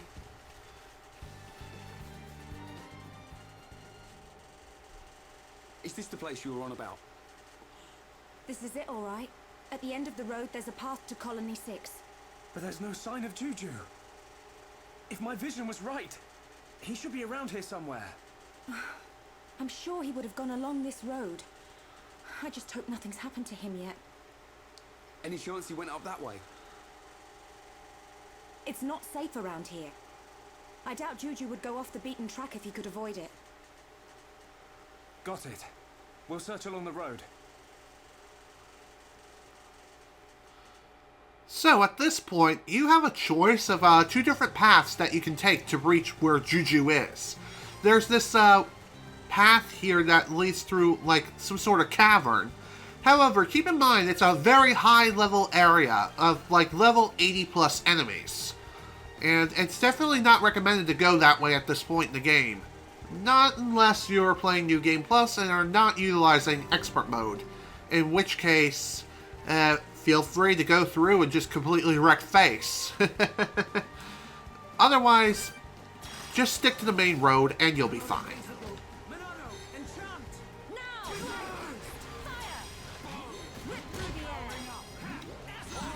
Okay.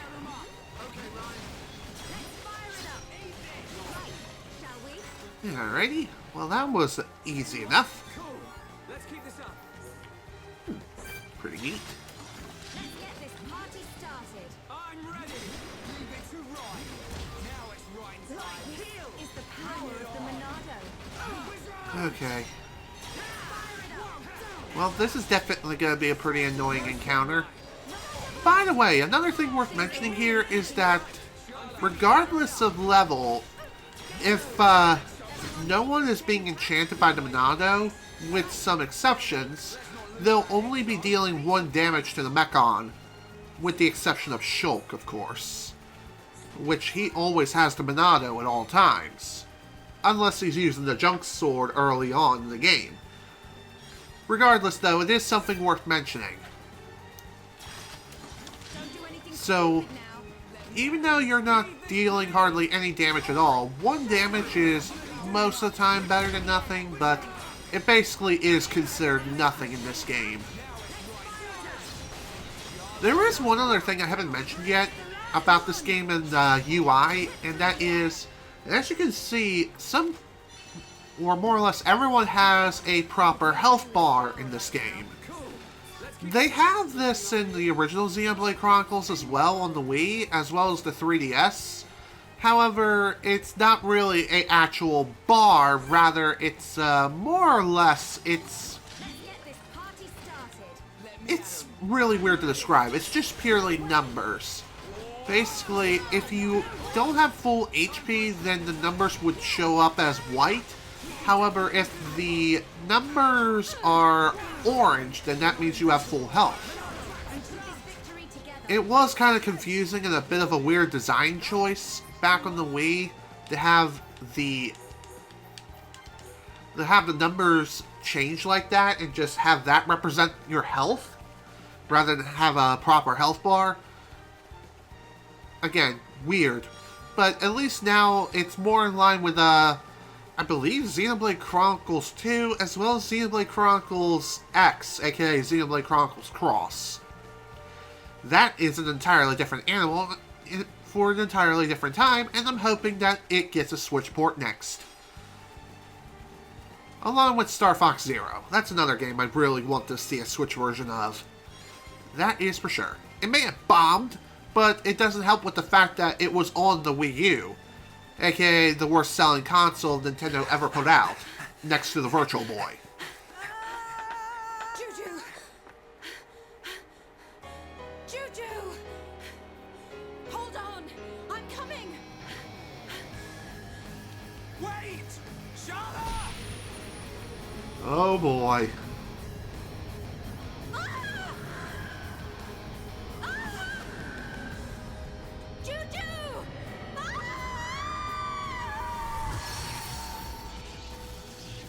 Another new symbol's appeared on the Monado. Can I save her?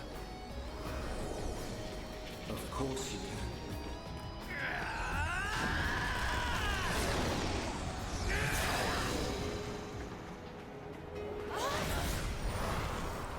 Whoa.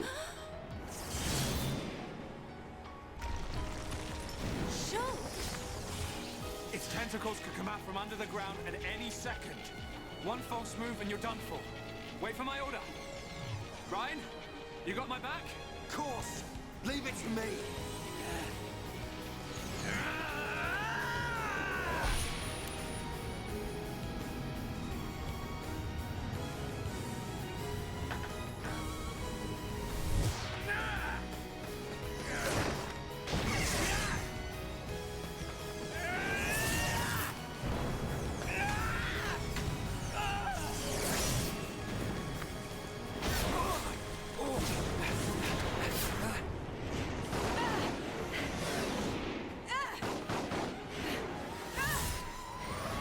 Amazing! I didn't know you could do that. It's not me. It's the power of the Monado. That's right. And the light swirling around us. That's the Monado and all. Sharla, let's move. Better get moving so that way we can save Juju as soon as frickin' possible. So, at this point, technically speaking, we've unlocked a new Monado art, the Monado Speed. Unlike the cutscene which affected all party members and even at the start of the battle, it doesn't actually do that. It doesn't actually do that at all in actual combat. Basically, with Monado Speed, it only targets one person at a time, and it will increase their speed temporarily for quite a bit of time. I'm not too sure how long it lasts, and I'm pretty sure the amount of time it lasts is purely dependent on the level of Monado Speed. Is he down?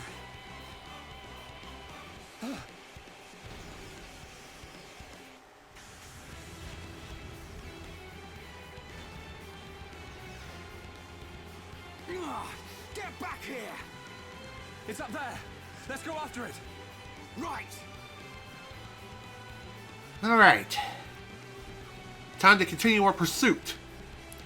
Although it's kind of strange how this thing Let's get it! is still technically alive at this point.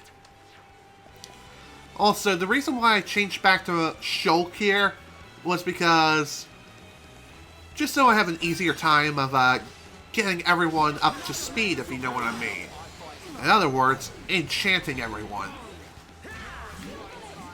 So, Monado Chant only drains the talent gauge only about halfway. So, if you use Monado Buster, it drains it entirely. Monado Speed, I believe, only drains it about halfway as well, though I can't say for sure. Juju! Are you alright? Sharla. I'm sorry.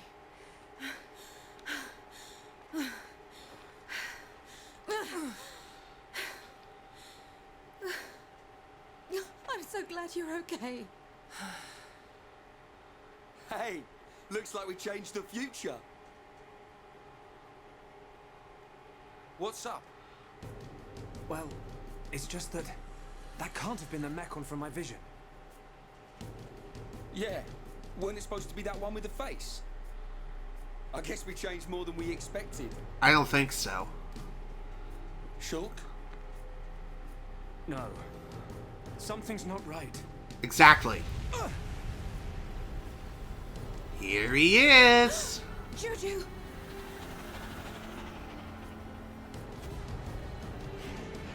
No, it's not him at all. But this one's got a face and all. I've been waiting for you, Monado boy. What? It spoke! Whoa! That's definitely a shocker. My metal-faced scarpers. I thought you'd have to be this big, scary monster. But look, you're just a pathetic little kid. Oh, really? Is that what you really think of me? Well, this is definitely gonna be quite a pain in the ass, considering that this mysterious space is level 25. I was not expecting him to be this high of a level. Granted, this was definitely something I probably should have prepared for more accordingly. Oh well. If we fall here, it really isn't that big of a deal, because for whatever reason, if you do die during a story-based fight, you'll start like just before the fight, and you're able to prepare yourself beforehand. Hell, you can leave the area and just simply re-enter the place. So, as you can see, this mysterious space is a red bannered enemy, considering it's level 25 and we're only level 19.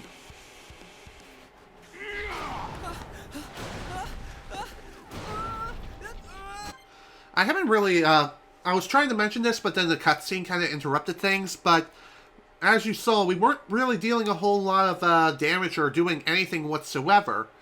That's just the power of red bannered enemies. The chances of you hitting them are extremely low. Juju! Juju! You pile of junk! Let him go! Get your hands off of Juju, you asshole! Better watch your back. Got it! On second thought, maybe you should keep him. Little...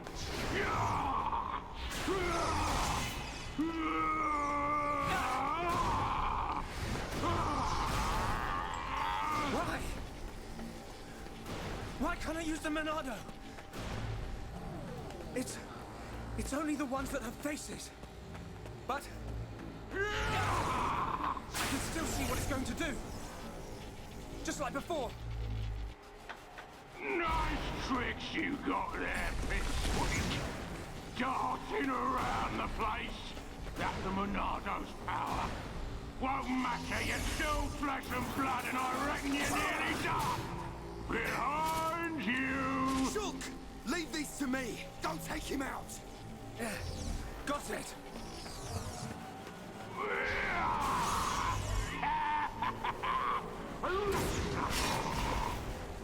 Thanks, Sharla. Now! Right! It's just about That was fun for a while. But now I'm bored! Sharla!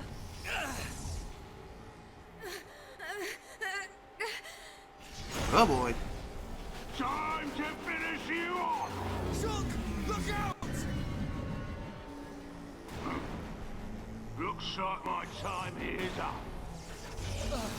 What the hell do you mean? It's your lucky day, little boy. But that luck won't last forever. Huh?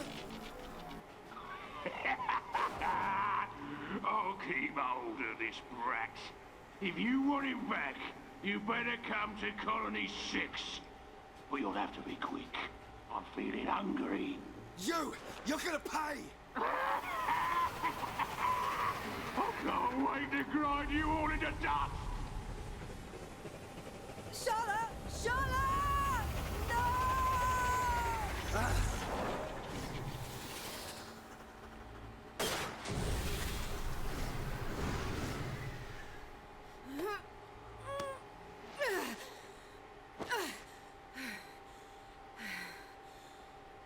Juju.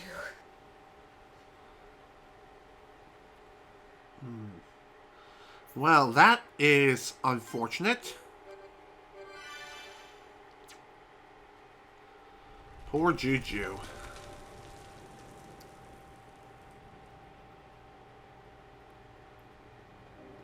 Gado. It's only been a year since the Battle of Sword Valley. How? How did the numbers grow so quickly? Are their numbers too great even for you, Gado? Otharon. Medic Sharla, here are your new orders. You and Juju are to ready the evac ships. You will be in charge of the evacuation. But... You must realize the ships can only carry so many. We must stay behind and fight to protect those who remain in Colony 6.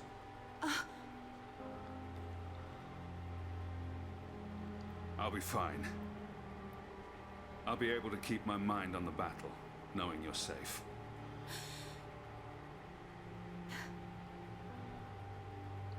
Promise me. Sharla. Promise that you'll meet us outside the colony. Just make sure you get out of here alive. Yeah. I promise. Don't worry.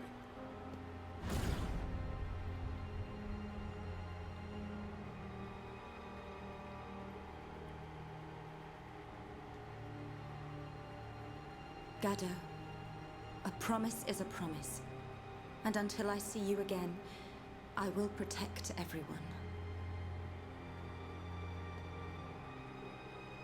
No, let me protect everyone. Sharla! I keep them real safe inside my belly. Sharla! Juju! Juju!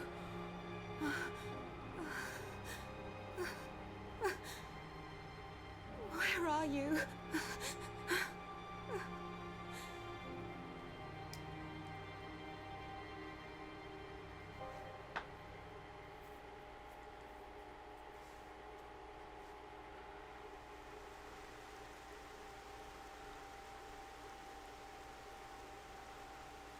Hey there. Are you alright? The sleeping princess awakes. Had us worried there for a minute.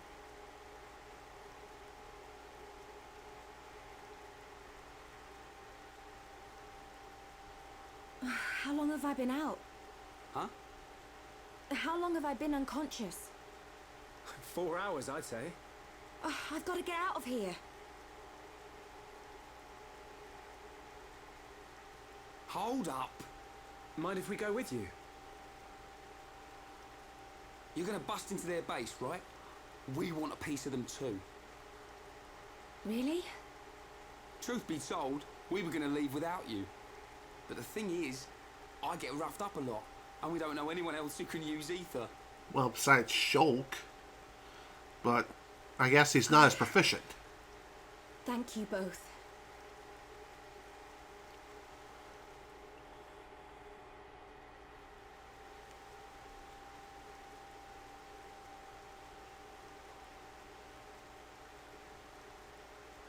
It's been a while.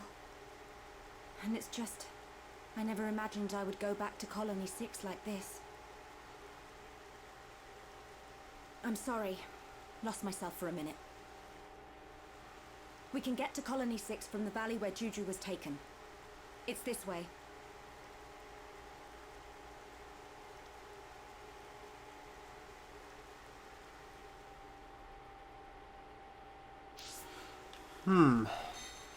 Wow.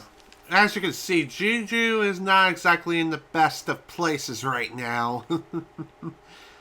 Nor is it really the best of times that he's in at this moment. But I'm sure that mysterious-faced Mechon will not just kill Juju right away. Just like any other villain in gaming history ever, they're bound to keep those kinds of prey alive just long enough so they can torture the protagonists. Just like every other villain ever. Just saying. As I'm pretty sure villains like that mysterious face there. He just loves seeing people tortured, both physically as well as mentally, in more ways than one, let me tell you. Okay, let's see what we got in here. Is this some weird gravestone? This is it. It's just another ordinary ether deposit. Hello. Again, you don't need to fight every single enemy that just comes out of nowhere.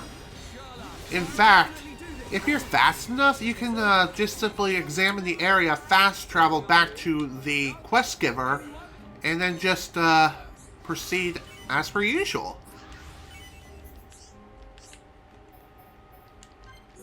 There we are. Perfect. Hi there. What? Still just normal crystals? And monsters appeared again? Looks like I got it wrong again.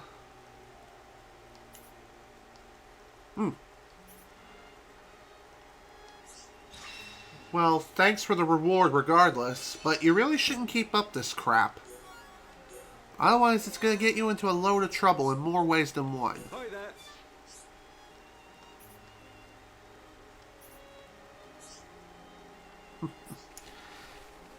I will say this, there is a third quest line that becomes available with him at a later point in time. Though, as far as when that becomes available, I'm not too sure. I feel as though it will be happening relatively shortly. In fact, I think if you fast travel, or maybe not, never mind. I thought maybe the next quest line will become available immediately, but apparently that's not so much the case. That's kind of lame. Let's see here. As you can see, there is a strange icon right within the heart of some super powerful gorilla-like enemies here. Thankfully, for the most part, you can sneak around these guys without too much of a problem. Just keep in mind, though, that if you're targeted, you're basically shit out of luck, boys. You're gonna die, and it ain't gonna be fun. Let me tell you. Also, say hello to this thing. The Immovable Gonzalez. It is a unique monster that has spikes on it. Well, technically speaking, after we reach a certain point in the game, which is about a few areas off, we'll encounter enemies like these that have spikes on them. Well, those enemies have spike damage, or could deal spike damage. There are a couple of different kinds of spike damage that you can receive, such as attacking an enemy that has the spike effect going on, There's also just being too close to the enemy, and then it will deal spike damage over time, slowly yet surely. And sometimes spikes even appear after fulfilling certain conditions, which is something you definitely do not want to do. So, that's something to keep in mind, although sometimes it may be necessary to execute the effect. Just keep in mind, though, that sometimes the spike, depending on what it is, it can be quite nasty. So, depending on what the spike is, it might not be worth going for a particular tactic, just so you can avoid any and all spike damage whenever possible. Just saying, it's not what we would call fun. It honestly isn't. So anyway, that, as they say, is that when it comes to spikes. Of course, that's more of like a basic rundown of different spikes and what they can do. So, that's something to keep in mind. Be careful of who you target and when, as you never know if they have a spike effect attached to them. There is a way to, technically speaking, to reduce or eliminate spike damage altogether. It depends on what gems you currently have equipped. There are certain gems that you can equip to your armor that can reduce spike damage to absolutely zero. Or you can reduce it quite significantly depending on what gems you have equipped. Hello. Oh, you lost your friend. That doesn't sound good.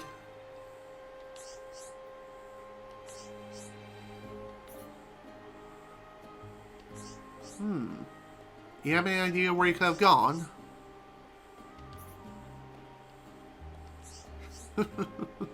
No sense of direction. That sounds kind of familiar. I wonder who that could be. Anyway, that shouldn't be too hard. All we really need to do is just locate his friend and then return to the quest giver. And that's literally as simple as that.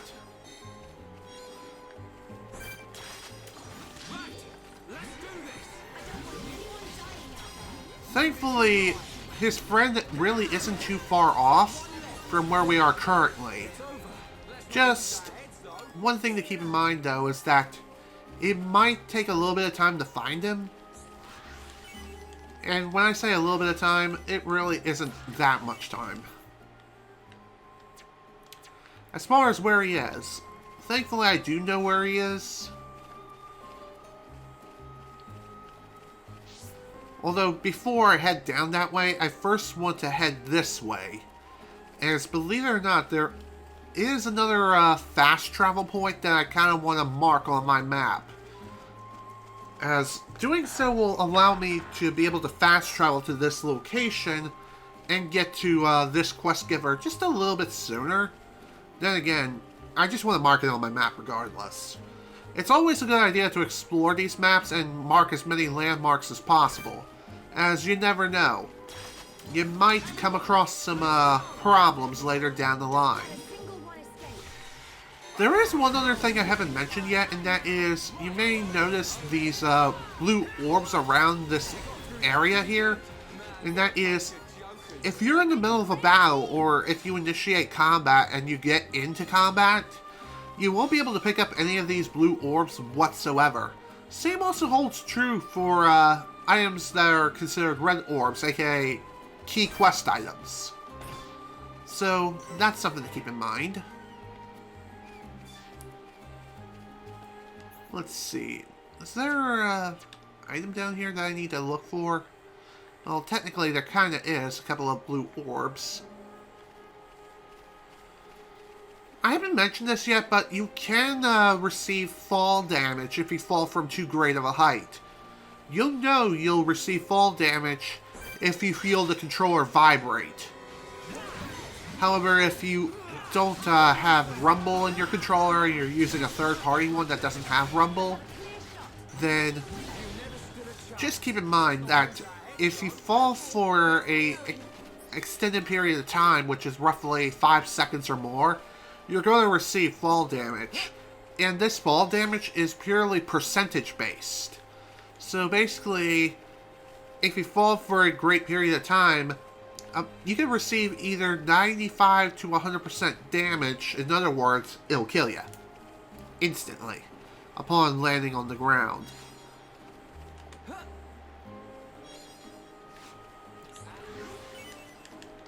Of course, there are a few exceptions, especially if you're flying at the speed of sound. In other words, if you're flying incredibly fast off of a very slippery surface, then, good lord, you're going to be flying for miles. Or more or less, you're going to be receiving a ton of damage. Another thing worth mentioning here is that you may have noticed, or if you're a veteran of Xenoblade Chronicles, the font used for basically everything in the game is much different, and it's more in line with Xenoblade Chronicles 2, I believe. I guess to keep the two games consistent with one another, which that does make sense, considering that Xenoblade Chronicles 2 is the numbered sequel, while Xenoblade Chronicles Cross is not. And that's an entirely different beast. And again, we'll cross that road when we get to it. Which is not going to be for a very long time from now. Again, still holding out to see whether or not it receives a Switch version. Which I'm sure it will at some point in time, but not right now. Okay, let's see what we got here.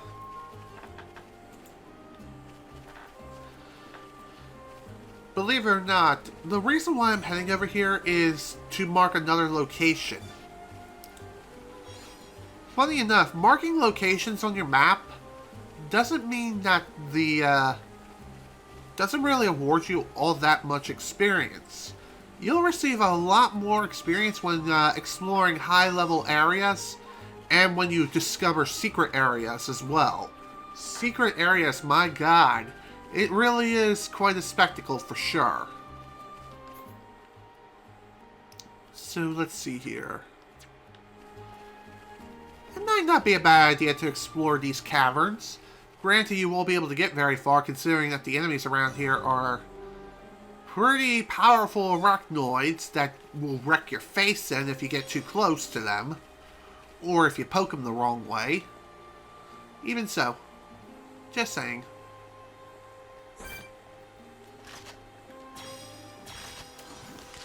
So as you can see, there are these light wisps around here that are also surrounded by powerful enemies. This is definitely an area where using the lure tactic is your best option.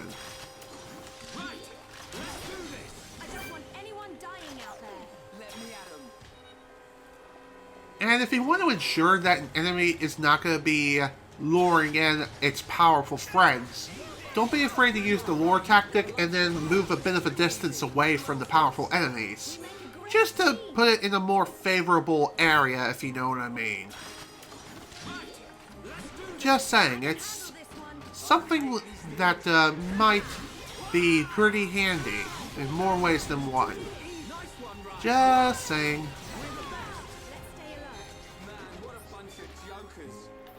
Let's see what we got here. Here we are. Whoa. Well, that's definitely a new icon. This particular enemy has the ability to lure in all of its friends very, very quickly. If you don't kill it fast enough, then all of its friends are gonna try to gang up on you. And if you're facing a large number of enemies, you might be in a load of trouble if you're not careful. But if you happen to have powerful enough arts and happen to have a good chain attack going, ready to go, then you can take out basically everyone within a short period of time without too much of a problem. Just keep in mind though that you're gonna be in a load of trouble depending on the number of enemies that are around you. Just saying. It might not be worth sticking around if you're facing a large group of enemies at once. sometimes it might be a better idea just to run away, and then after you get away from them, start luring them out one by one. In which case, you'll be able to get everyone out and about basically immediately. Just saying. It might be worth your time if you consider doing something like that.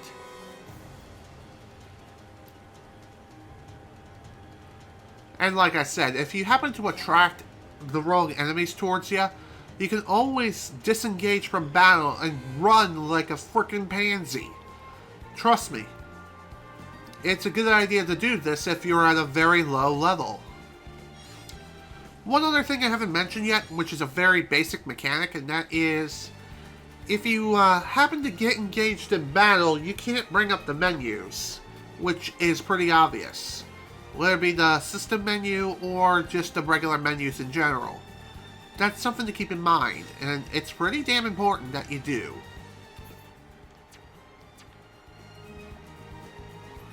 So, say for example I were to attract these arachnoids and they start chasing me, I would not be able to bring up the menus unless I get away from them or I defeat them. So, that's something to keep in mind. Thankfully, if you have the menus pulled up in this version of the game, time essentially stops until you exit out of the menu. Of course, if you're playing the original game on the Wii or the 3DS version, then time still progresses unless you go within a sub-menu, like the equipment menu or some other menu like that. So, that's something worth mentioning. Alright, I believe the quest of which we need to recover one of the... I believe our quest of which we need to rescue a friend who has gotten themselves lost is right around here. Although getting to him isn't that big of a deal. It just takes a bit of time. There is one other thing I haven't talked about yet, and that is this party gauge. Although the party gauge, I haven't really mentioned much about it. It is primarily used for chain attacks, but you also can use it to warn party members of visions that may deal a ton of damage, cause a severe status effect, or you can also use it to revive fallen party members. Keep in mind, you do have to have at least one bar of the party gauge in order to do that, so that's something to keep in mind. Wow, this fish is just not letting up. Jesus. Thankfully, I think once we get out of its range, it will just simply vanish without a trace and return to its original position. So, that's pretty nice. Okay, I guess this person isn't necessarily here at this particular position. It's actually located just above. Again, it's always worth exploring these places from top to bottom. You may not necessarily find a direct path to where you need to go, unless you do a little bit of digging around, which, again, isn't too hard. So long as you're aware of your surroundings and know where you should be going, you should be able to locate your target or targets without too much of a problem, unless they're not marked on your map, in which case you may have to either progress through the time, or more or less progress time forward, backwards, or change the weather to a particular condition, and you should be fine.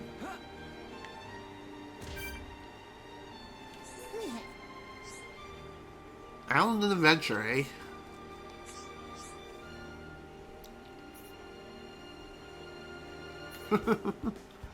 Oh dear. Okay. Okay, thankfully that's not too bad.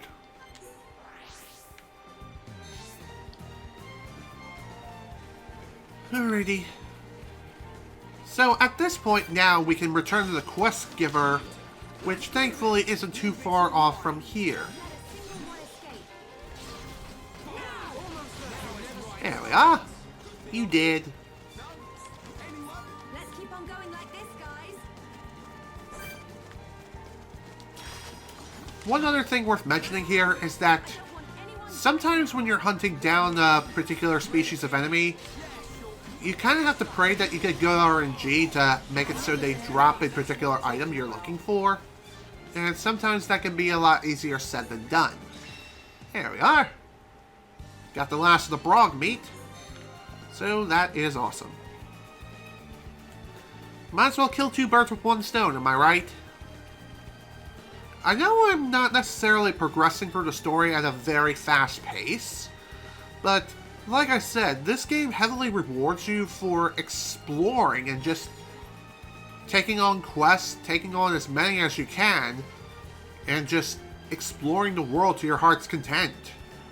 Trust me, it's definitely worth your time to explore, do all these quests, and get rewarded for doing so.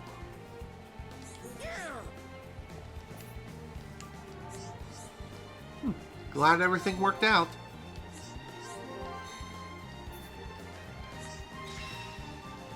Alright, glad that's taken care of. And we even got ourselves a point rifle.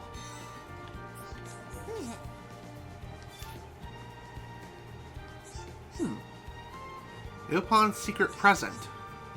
Could you go into more detail? Excuse me. Tolkulus eggs? I probably butchered the ever-loving crap out of that name. Well, whatever, it's not a big deal.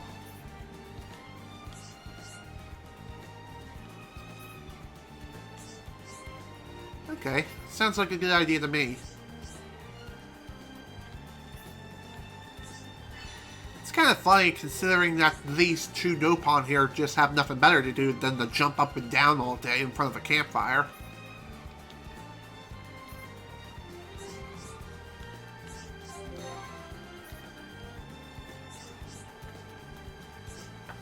Okay.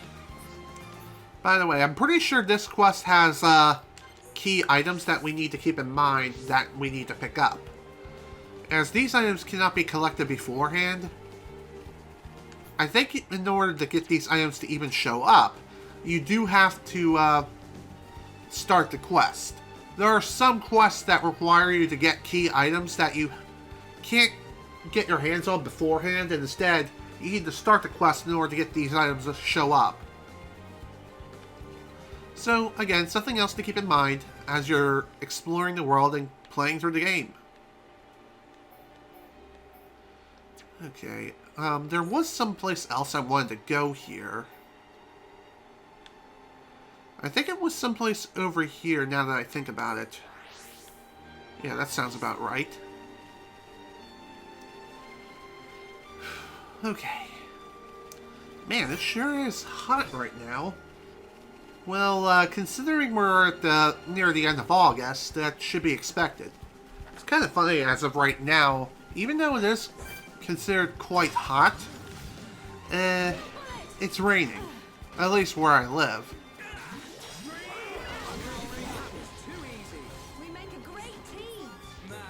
Okay. There is one other thing I haven't mentioned yet, and that is, as you're progressing through the main campaign for the first time, you may be interrupted by tutorials. And of course you can choose to read these tutorials, and some of them may offer you some very valuable information, so it's definitely worth looking over them every once in a while, especially if you haven't played the game in a long time and you need a refresher on certain mechanics and things of that nature. By the way, if you want to view any of the tutorials that you've viewed in the past, just simply push the plus button and select tutorials. And again, you can view any and all tutorials that you've unlocked throughout the course of the game. Even during New Game Plus, you can view these tutorials again at any time. Just when you first triggered these tutorials during your initial playthrough, during New Game Plus, you don't have to worry about running into those things again. So, at least there's that.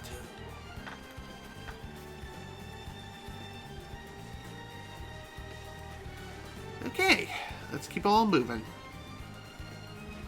There's definitely a reason why I'm heading this way, and that is, believe it or not, I believe that a certain quest item is down this way, And there's also a secret area around here too.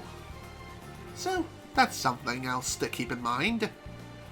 What's also pretty hilarious is that if you're fast enough to grab a certain quest item, you'll be able to just simply grab it and make a run for it. Just keep in mind though, you do have to be fast in your actions in order to successfully pull off like this. Sort of a heist, but not really a heist, but you know what I mean. Basically, if you know that there's going to be an enemy ambush at a certain location, and a quest item is there, you can just simply grab the quest item and then proceed on your merry way. There is one other thing I haven't mentioned yet, and that is characters can be given status buffs or status ailments. And depending on the ailment, you might be able to cure it, and sometimes they may do things that are less than desirable.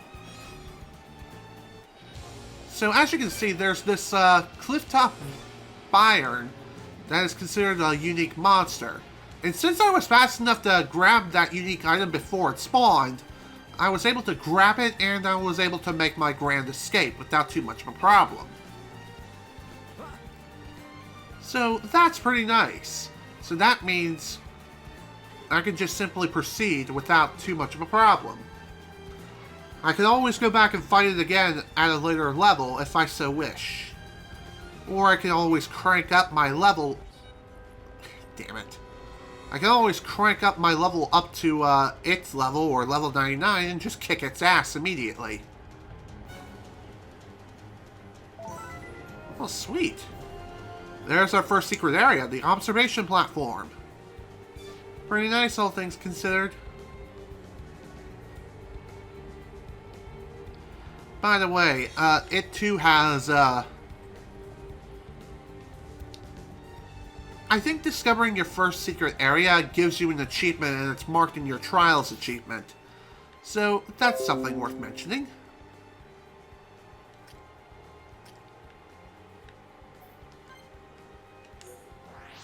Actually, where the heck am I going? What I should do instead is go to Spiral Valley and do something a bit crazy.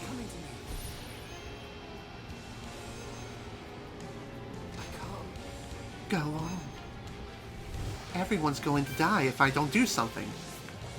Although we're going to die anyway because we did. Ouchie ouch. Well, that was not supposed to... That was definitely not a part of my plan. Actually, what I was trying to do was drop down to a low enough platform just around this thing, so that way I can take a shortcut. Okay, good. I managed to land. Although keep in mind though that that was definitely a ton of damage. Pretty risky shortcut, but if you know what you're doing, you can get to a lot of places very early this way. Oh boy, this is going to be quite cumbersome. Sometimes you may encounter an enemy that is guarding a quest item. Depending on its icon, it might be best to either leave it alone or try to sneak around it and grab the quest item and then make a run for it. Since this arachnoid enemy-like thing here, aka the spider, is only guarding a quest item that can only be triggered by being allowed, we don't need to worry too much about it whatsoever. All we need to worry about is just simply grabbing the item and then getting out of there alive. Oh, what do you know? Looks like it's time for this next one. Ain't had enough yet. You're a glutton for punishment. Funny enough, it's actually true. A grave in the cliff north of the Kashmarina Falls. Yeah, could you go into more detail? Excuse me. It's your friend's grave. Okay. I can see that you're truthful this time. At least Sharla can. Although, saying something like this usually would mean that he is being truthful. Even if he's lied like, he's acting like the boy who cried wolf. In a sense, but even so. It is kind of difficult to believe someone like this, but since we are nice people, we might as well get this taken care of.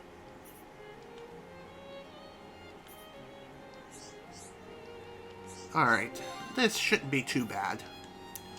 Funny enough, I think he even warned us of a monster that may show up at this gravesite. So, I believe the gravesite is somewhere in this general vicinity. Ah, here we are. That's the reason why I marked this guidepost on my map. Just so that way I can get to this area more quickly. It may not seem like much, but believe me, fast traveling from one location to another really does help with saving time, as well as patience. Especially if you're someone who can't deal with this kind of running around. Fast travel points really do make things easier in more ways than one. Okay, let's see. Oh. Okay. This is going to be a bit of a tricky moment. Thankfully, you're expected to do these sorts of parkour activities every once in a while, so don't worry about it. Please don't turn around. Thank you. I swear to God, if that thing turned around, I was going to flip. Well, not necessarily, but you get the idea. You get my point.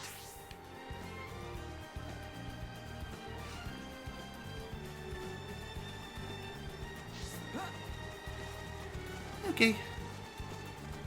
So the reason why I'm heading back this way is just solely due to the fact that I believe that item that I picked up is a part of one of the quests that I've been keeping my eye on.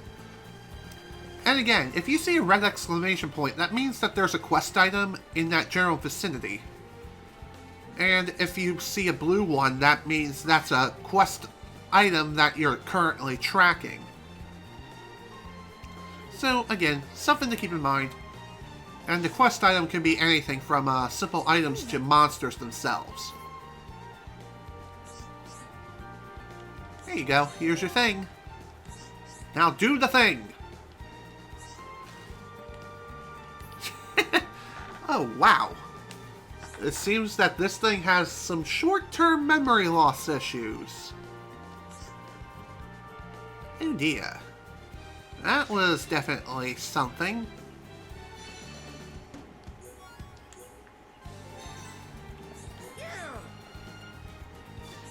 He's gone missing again.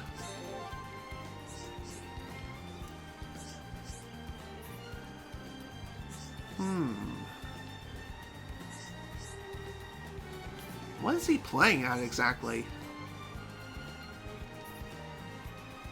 That would make sense. He is pretty stubborn.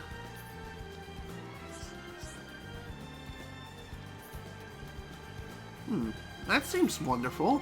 Although, going by himself was definitely not the best of ideas. Especially considering how dangerous this place really is.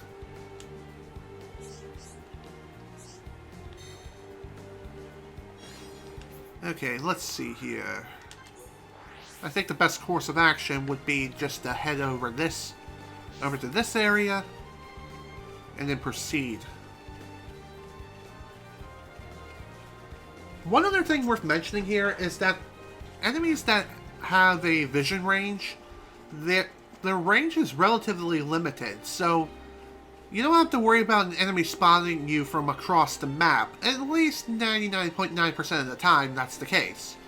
There is at least one or two exceptions here and there, but those are very rare.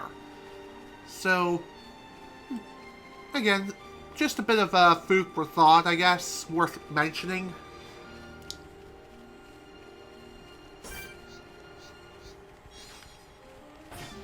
One other thing worth mentioning, too, is that you don't have to engage with every enemy around here. In fact, although it is encouraged to do that, you don't need to if you don't want to. Oh dear, I heard a big bang. Must be a thunderstorm. Oh dear, I really hope that the power doesn't go out, because I have not saved in quite some time. And one other thing worth mentioning here is that this game autosaves, yes, but I feel as though it doesn't autosave often enough. As believe it or not, one time I actually had the game crash on me, flat out, and I lost over 2 hours worth of progress. All because the autosave didn't activate when I needed it to.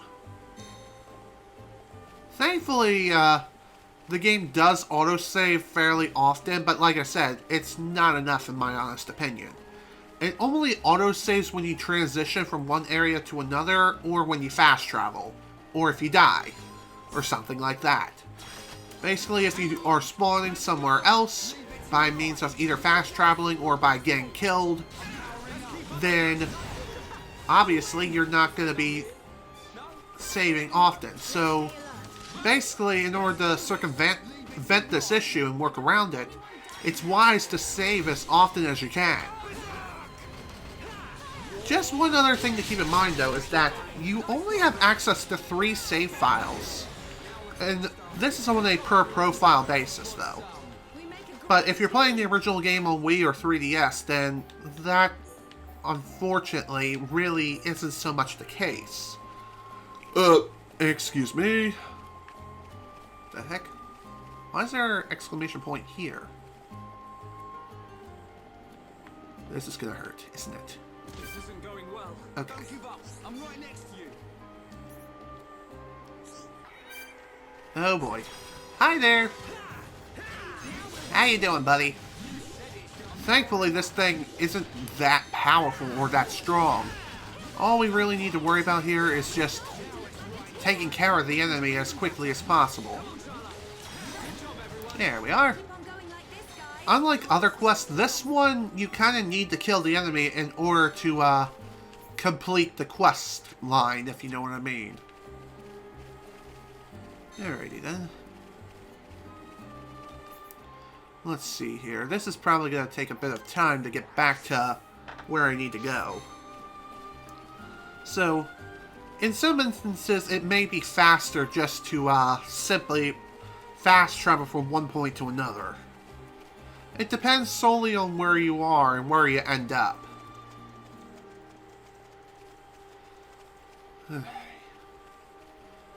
So you may be wondering, am I going to be proceeding onward to Colony 6 anytime soon? To answer that question, I plan on saving that area for the next session. Just solely due to the fact that it does proceed the story along quite a bit, and I kind of want to save that area for the next session anyway. Just so we can get more done within a short period of time. And besides, like I said, this gives me a good opportunity to go through and complete more quests.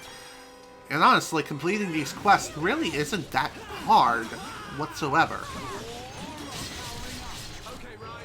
So, one other thing I haven't mentioned yet, and that is when dealing with combat and stuff of that nature, you can lock onto an enemy and keep the camera centered on them basically throughout the entire fight, so long as you don't move the camera stick, aka the right analog stick, at any given moment.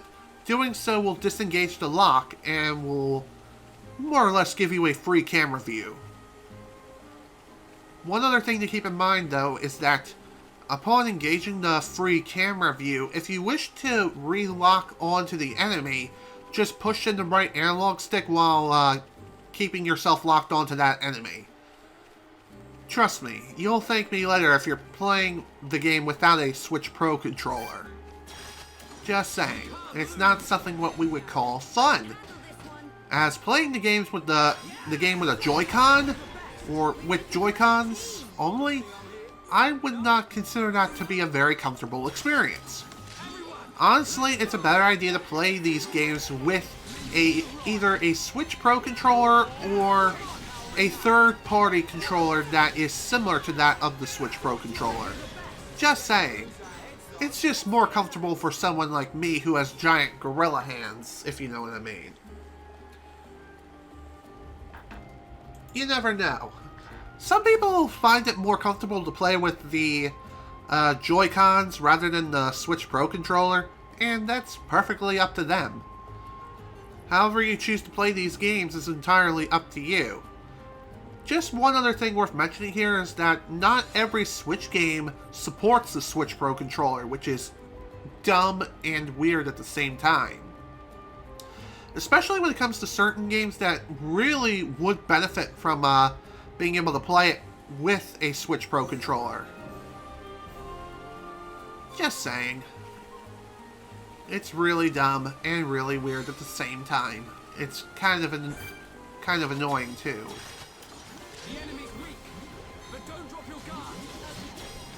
Get smacked.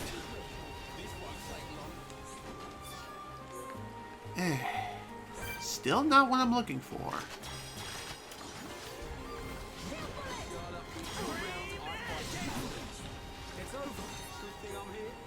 Honestly, the item I'm looking for, I think only spawns from a silver chest from that particular fly enemy, though I can't really say for sure. But I feel as though silver chests have the best odds of dropping those particular items.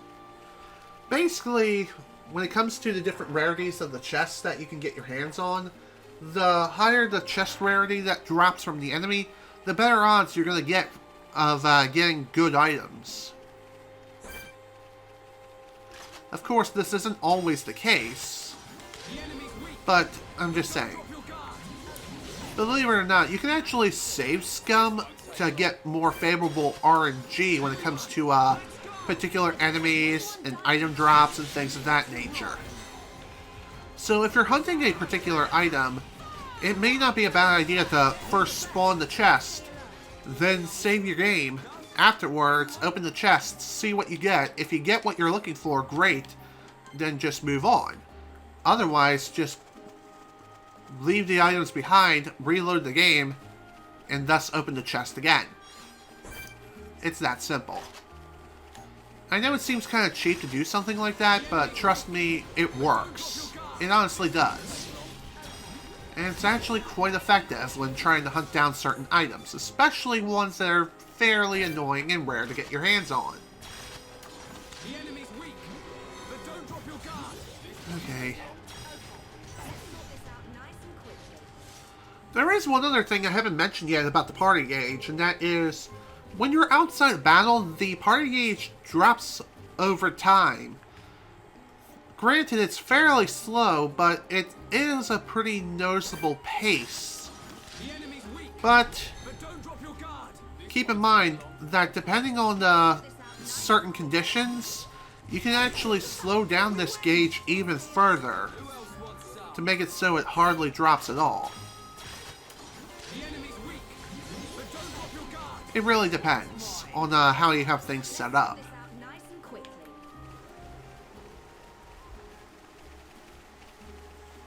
Okay. Well, this was definitely not exactly what we would call productive when it comes to certain quests, especially when the enemies just refuse to drop the items I'm looking for. What's also pretty annoying is that sometimes the weather can change out of nowhere without even thinking about it. So the reason why I proceeded as far as there and not inside of the actual cave itself is, again, because I want to save that area for the next session. And besides, there are still some quests I want to finish up around here. So again, if you're hunting down a particular species of enemy and the weather suddenly changes, just change the time by 1 hour and the weather should return to normal. And if it doesn't, then just keep doing it until it does. It's as simple as that. Alrighty. Time to drop this off.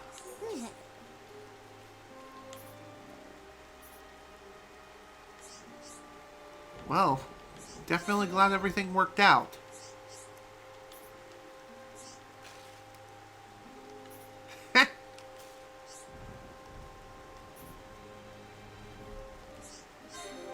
Wow, he definitely has some memory problems for sure.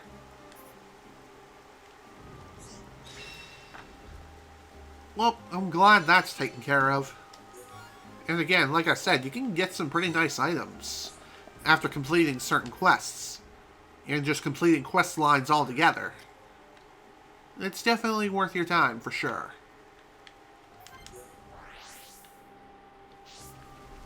Wrong way.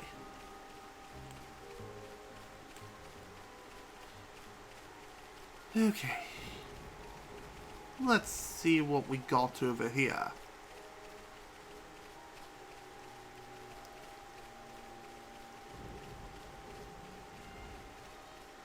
Here you are, Ernest. A monster rushed up when you put the flowers down. Indeed we did.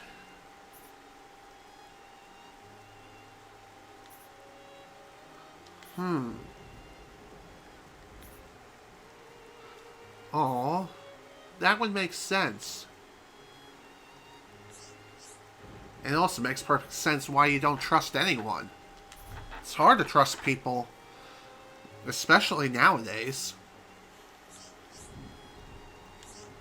Well, regardless, looks like everything worked out here, so that's good to see.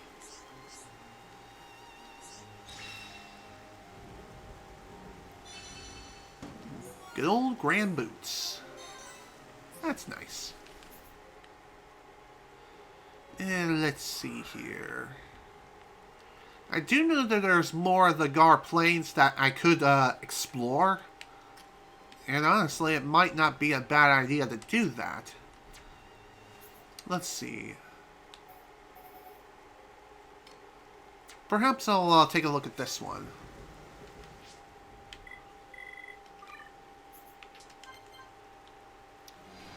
Okay, that was definitely not the right time to change that to.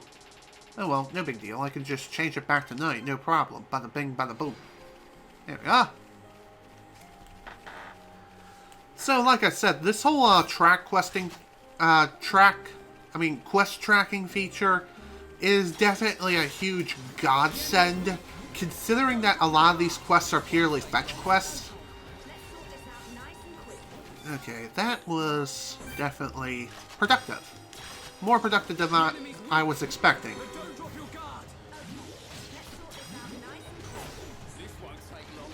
Excellent. Bada bing, bada boom. That's 3 out of 5. Let's grab some more.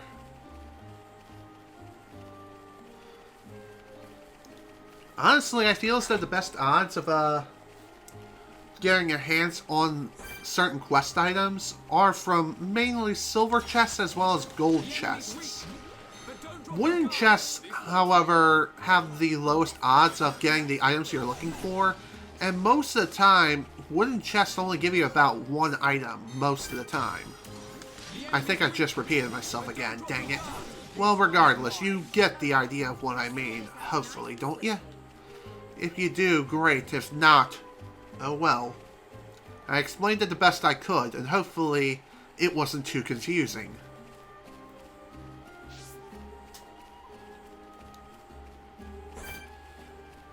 By the way, this whole tracking thing, this will point you towards the nearest location of where you need to go. And it basically gives you a direct route to whatever it is you're tracking. Sometimes it may lead you into a minefield like that. And if that's the case, don't be afraid to fast travel and get another thing marked on your radar.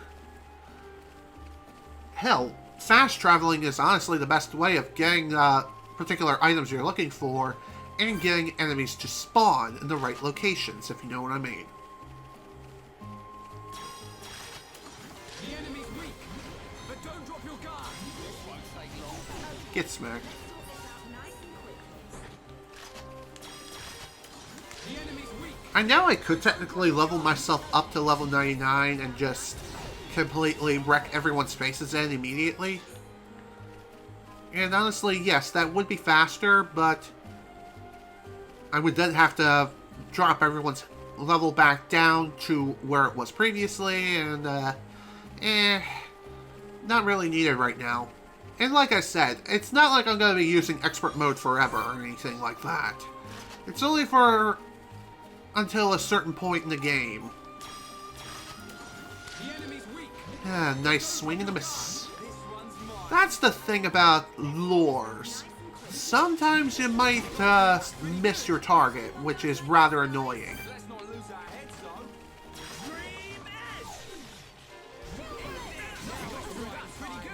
One other thing worth mentioning here is that Neato.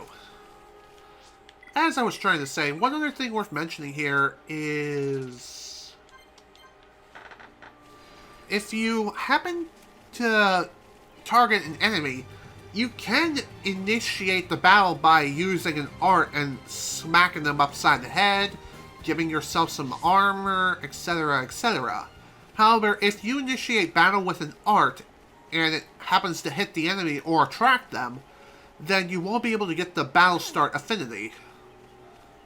Or, hell, using an art to initiate battle, you won't be able to get the burst affinity from the start. So, that's something to keep in mind.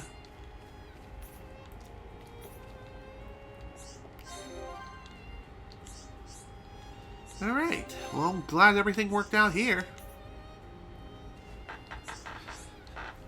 Still got 6 minutes before we reach the 3-hour mark, although I did take a bit of time to go to the bathroom at one point during this stream.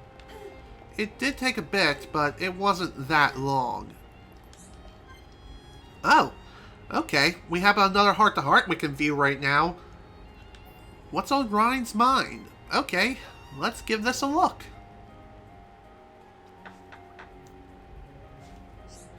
Can I tell you something? When I heard you call Juju kid, it made me smile. It did? I thought you were gonna shout at me or something. No, actually, when you got angry at Juju, it reminds me of Gadot. That's why it made me smile. Ah, so it's about Gadot.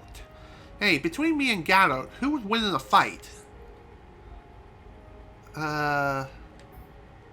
You by a whisker? I knew it! Me all the way, baby! Yeah, that thick head of yours could withstand anything. Thick head? Oi! What? Did I say something wrong?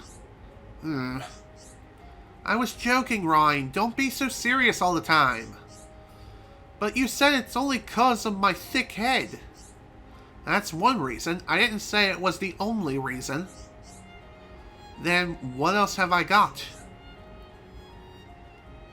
You have dignified qualities. Dignified qualities? What do you mean by that? Come on, Sharla. Tell it to me straight. How can I put this? You're like a father figure. A father figure? Yeah, and I thought maybe you'd be Juju's father one day. Hang on, if I'm Juju's dad, that makes Sharla my daughter. And that ain't right at all. Wait, you don't believe me, did you? Gotcha. What? No, of course not. Nice one. You make me laugh, Ryan. You're so red in the face, I could swear you and Gadot are related. Really? I guess that almost sounds like a compliment. I like chatting with you, Ryan, and I'm glad I met you as well. Sure, me too, Sharla. And by the way, that was a perfect heart-to-heart. So, free achievement. Yay. By the way, I'm pretty sure that particular heart-to-heart, that normally can't be viewed until much later in the game, when you develop both Ryan and Sharla's relationship up by quite a substantial amount. And when I say substantial, I mean like practically when they're all buddy-buddy loving each other kind of amount. In order to view heart-to-hearts, you not only have to progress through certain points in the game, but you also have to have the right amount of affinity with that particular individual. So when I say the right amount, I mean either the correct amount or exceeding that amount. So basically, if a heart-to-heart requires you to have a fairly decent amount of relationship between two individuals, but you happen to have them be like all happy and hunky-dory with each other, then that means you could still view the heart-to-heart. Just, again, you have to progress past a certain point in the game in order to be able to view that. There we go. All done with that quest. We're the best around. No one's ever gonna take us down. Said no one. Okay, let's see here. Well, looks like we're already just about out of time for today, folks. So the reason why I'm heading down this way is I want to see if I can view this heart-to-heart. Probably not, but honestly, when seeing a heart-to-heart icon on the map, it's a good idea to examine them to see whether or not you can view those heart-to-hearts yet. Most of the time, you have to have the required party members in order to be able to view those heart-to-hearts, and you also have to be at the right point in the game to even be able to view them in the first place. Even so, though, even so. Just saying. So anyway, I'm going to go ahead and end today's session of Xenoblade Chronicles Definitive Edition. This has been a fairly productive session, I will say that much. We got quite a lot done, accepted several quests, and we also have many more quests to take on if we so desire. And also, we need to save Juju before he gets killed. Which that's going to be a lot easier said than done. So with that, folks, I bid you all adieu for today. This is General Snivy with the Xenoblade Chronicles Definitive Edition playthrough. Thank you all so much for watching, and if you were able to attend the live stream live, thank you for attending. Next time, we're going to be heading into what appears to be Colony 6, and do our damnedest to rescue Juju before it's too late. And maybe we'll be able to release the control of Colony 6 from the Mechon's grasp. Only one way to find out, and that is to tune in next time. Once again, thank you all so much for watching, hope you all enjoyed, and I will see you all on the flip side.